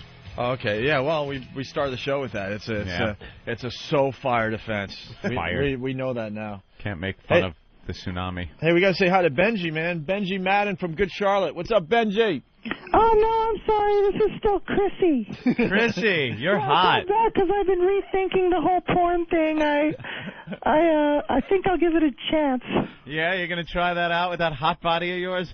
Yeah. She's gonna leave Hollywood to become a waitress in Arkansas instead of do some porn. Stop. No, she'll either do porn or she'll start dating, a guy in a rock band and he'll pay for her for everything. Away. You see, is Yeah, that? I was listening to that whole thing. I didn't know who it was, but who was that? What was she from? You know that there's that show they're trying to find the latest swimsuit model. Sports Illustrated swimsuit thing where they got a bunch of models. And so they're trying to get a regular girl in the issue. So they have this. It's another Survivor type show, and that was great. That was entertaining. Every week they're going to vote someone off, and they're trying to claim that they need personality and work better with others and stuff. And I'm telling every girl that calls every week, I'm like, dude, they're just looking for the hottest girl, and you're just not it. You fell short, you know. You got to be honest with them. You fell short. That's you know all. what you got to do? The skinnier they are, the fatter you tell them they are. Yeah. And just really give them That's what I do too. Severe eating disorder. Put them in a hotel on a really high floor. Like girls they say they say I need to lose a couple pounds, to they're kind of like waiting to see if you'll tell them no, you're just too skinny already. And you just go, yeah, It's good that you can see that. That's good. Benji, last week we had this girl. She was so hot, but we noticed she had a really stubby little toe, so that's all we focused on for the whole interview. And she got so self-conscious. Yeah, really pissed off. She lost her mind. She didn't know what to say, and she was taking it all seriously and stuff. It's funny because they all have one thing that they focus on, and all you got to do is poke it. Yeah, you just got to find that one thing, right? Yeah, man. So what's up with you? I'm in London right now. Wow. And really? we're just doing some press and some TV shows and stuff. And Jam with the Stones. That's right. I'm Mick Jagger's in my hotel room right now, shagging Chrissy. Good call. Yeah, no, it's pretty cool, man. We're just hanging out. We're flying to Germany tonight, and then we're starting in a few days. We're starting a tour of Asia and Australia and New Zealand. Wow, how the hell is that Europe crowd? Are they crazy? The food isn't very good. No. But it's for the kids. There's a lot of angst over here. Really? Yeah. So when we play shows, it's like. In America, you'll play a show, if there's if the crowd's if there's 6,000 people, there's one little section in the middle that's like a mosh pit. Yeah. Yeah. And here, the whole crowd, they just kill each other the whole time, all the way to the back. So that's clever. I'd love to see that. A bunch of Europeans just slaughtering each other. We were talking the other day about bands in general and how some of these bands, they go overseas, and for some reason, they're just absolutely huge in some weird place that you would never expect. Do you have that going on with Good Charlotte?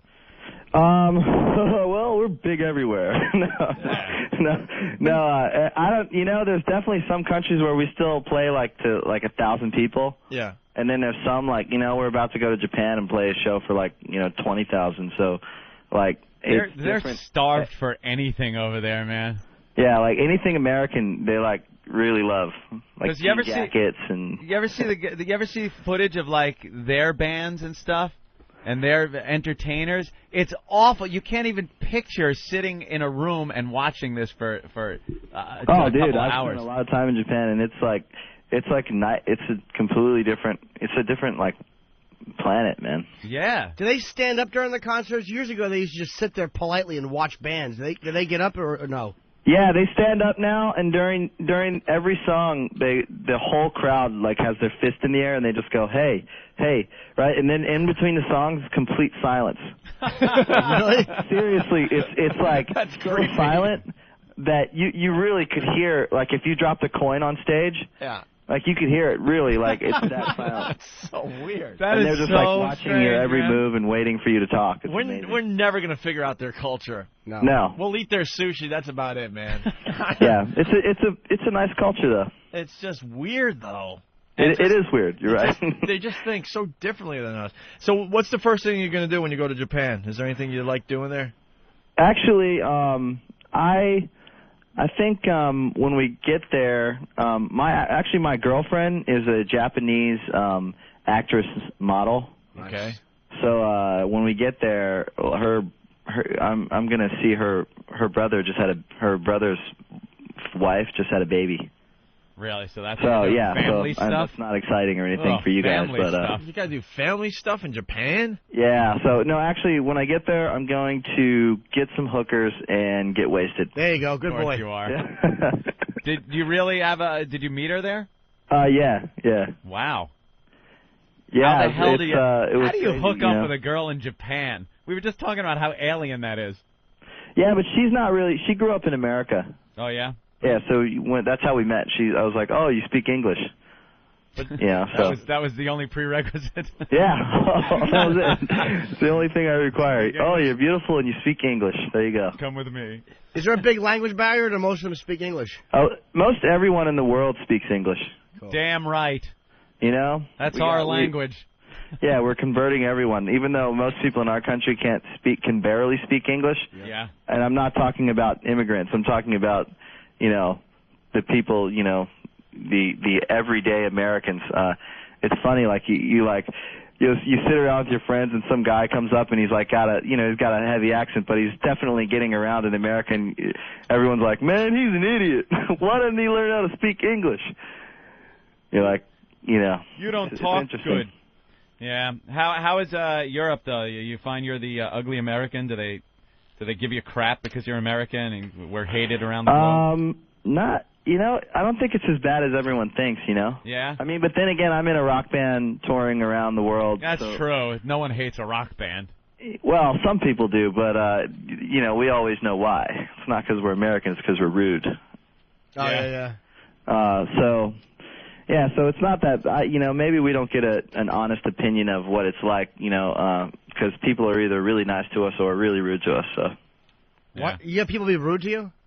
Oh yeah, like if you try to go to a nice restaurant, like there's not as many tattoos over there and stuff, and I guess they don't really get it, and they don't think it's cool, and they think it's disgusting, and they think it's American. Whatever. American. No, so some people are rude, but most people are nice though.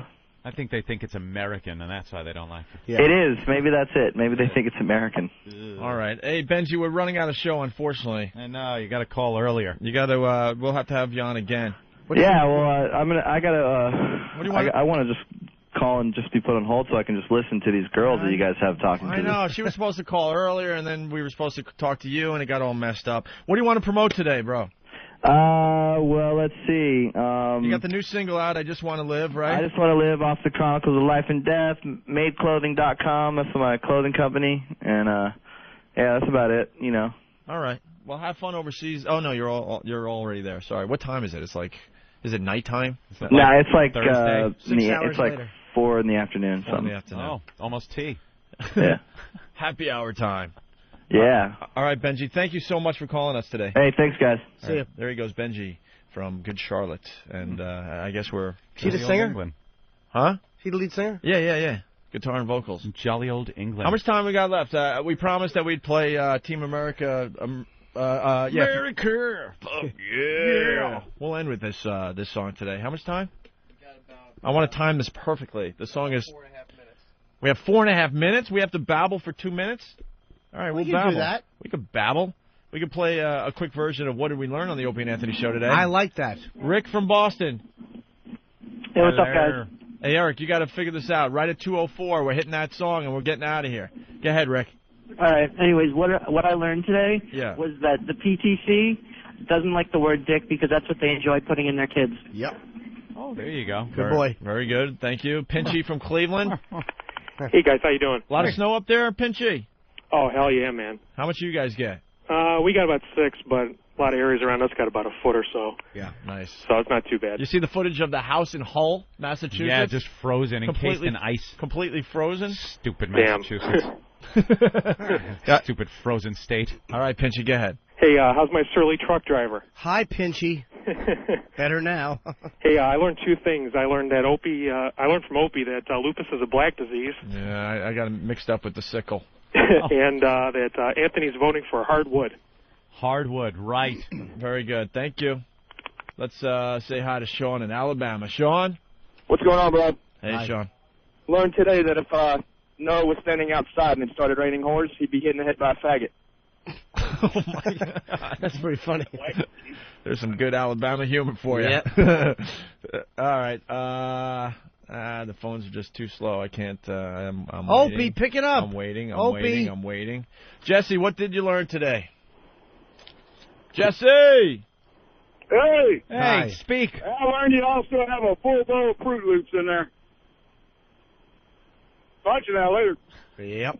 I don't have that. Punched out before Ann could reach over. Wait, what did he say, though? Y'all have a full bowl of Fruit Loops up there. God damn.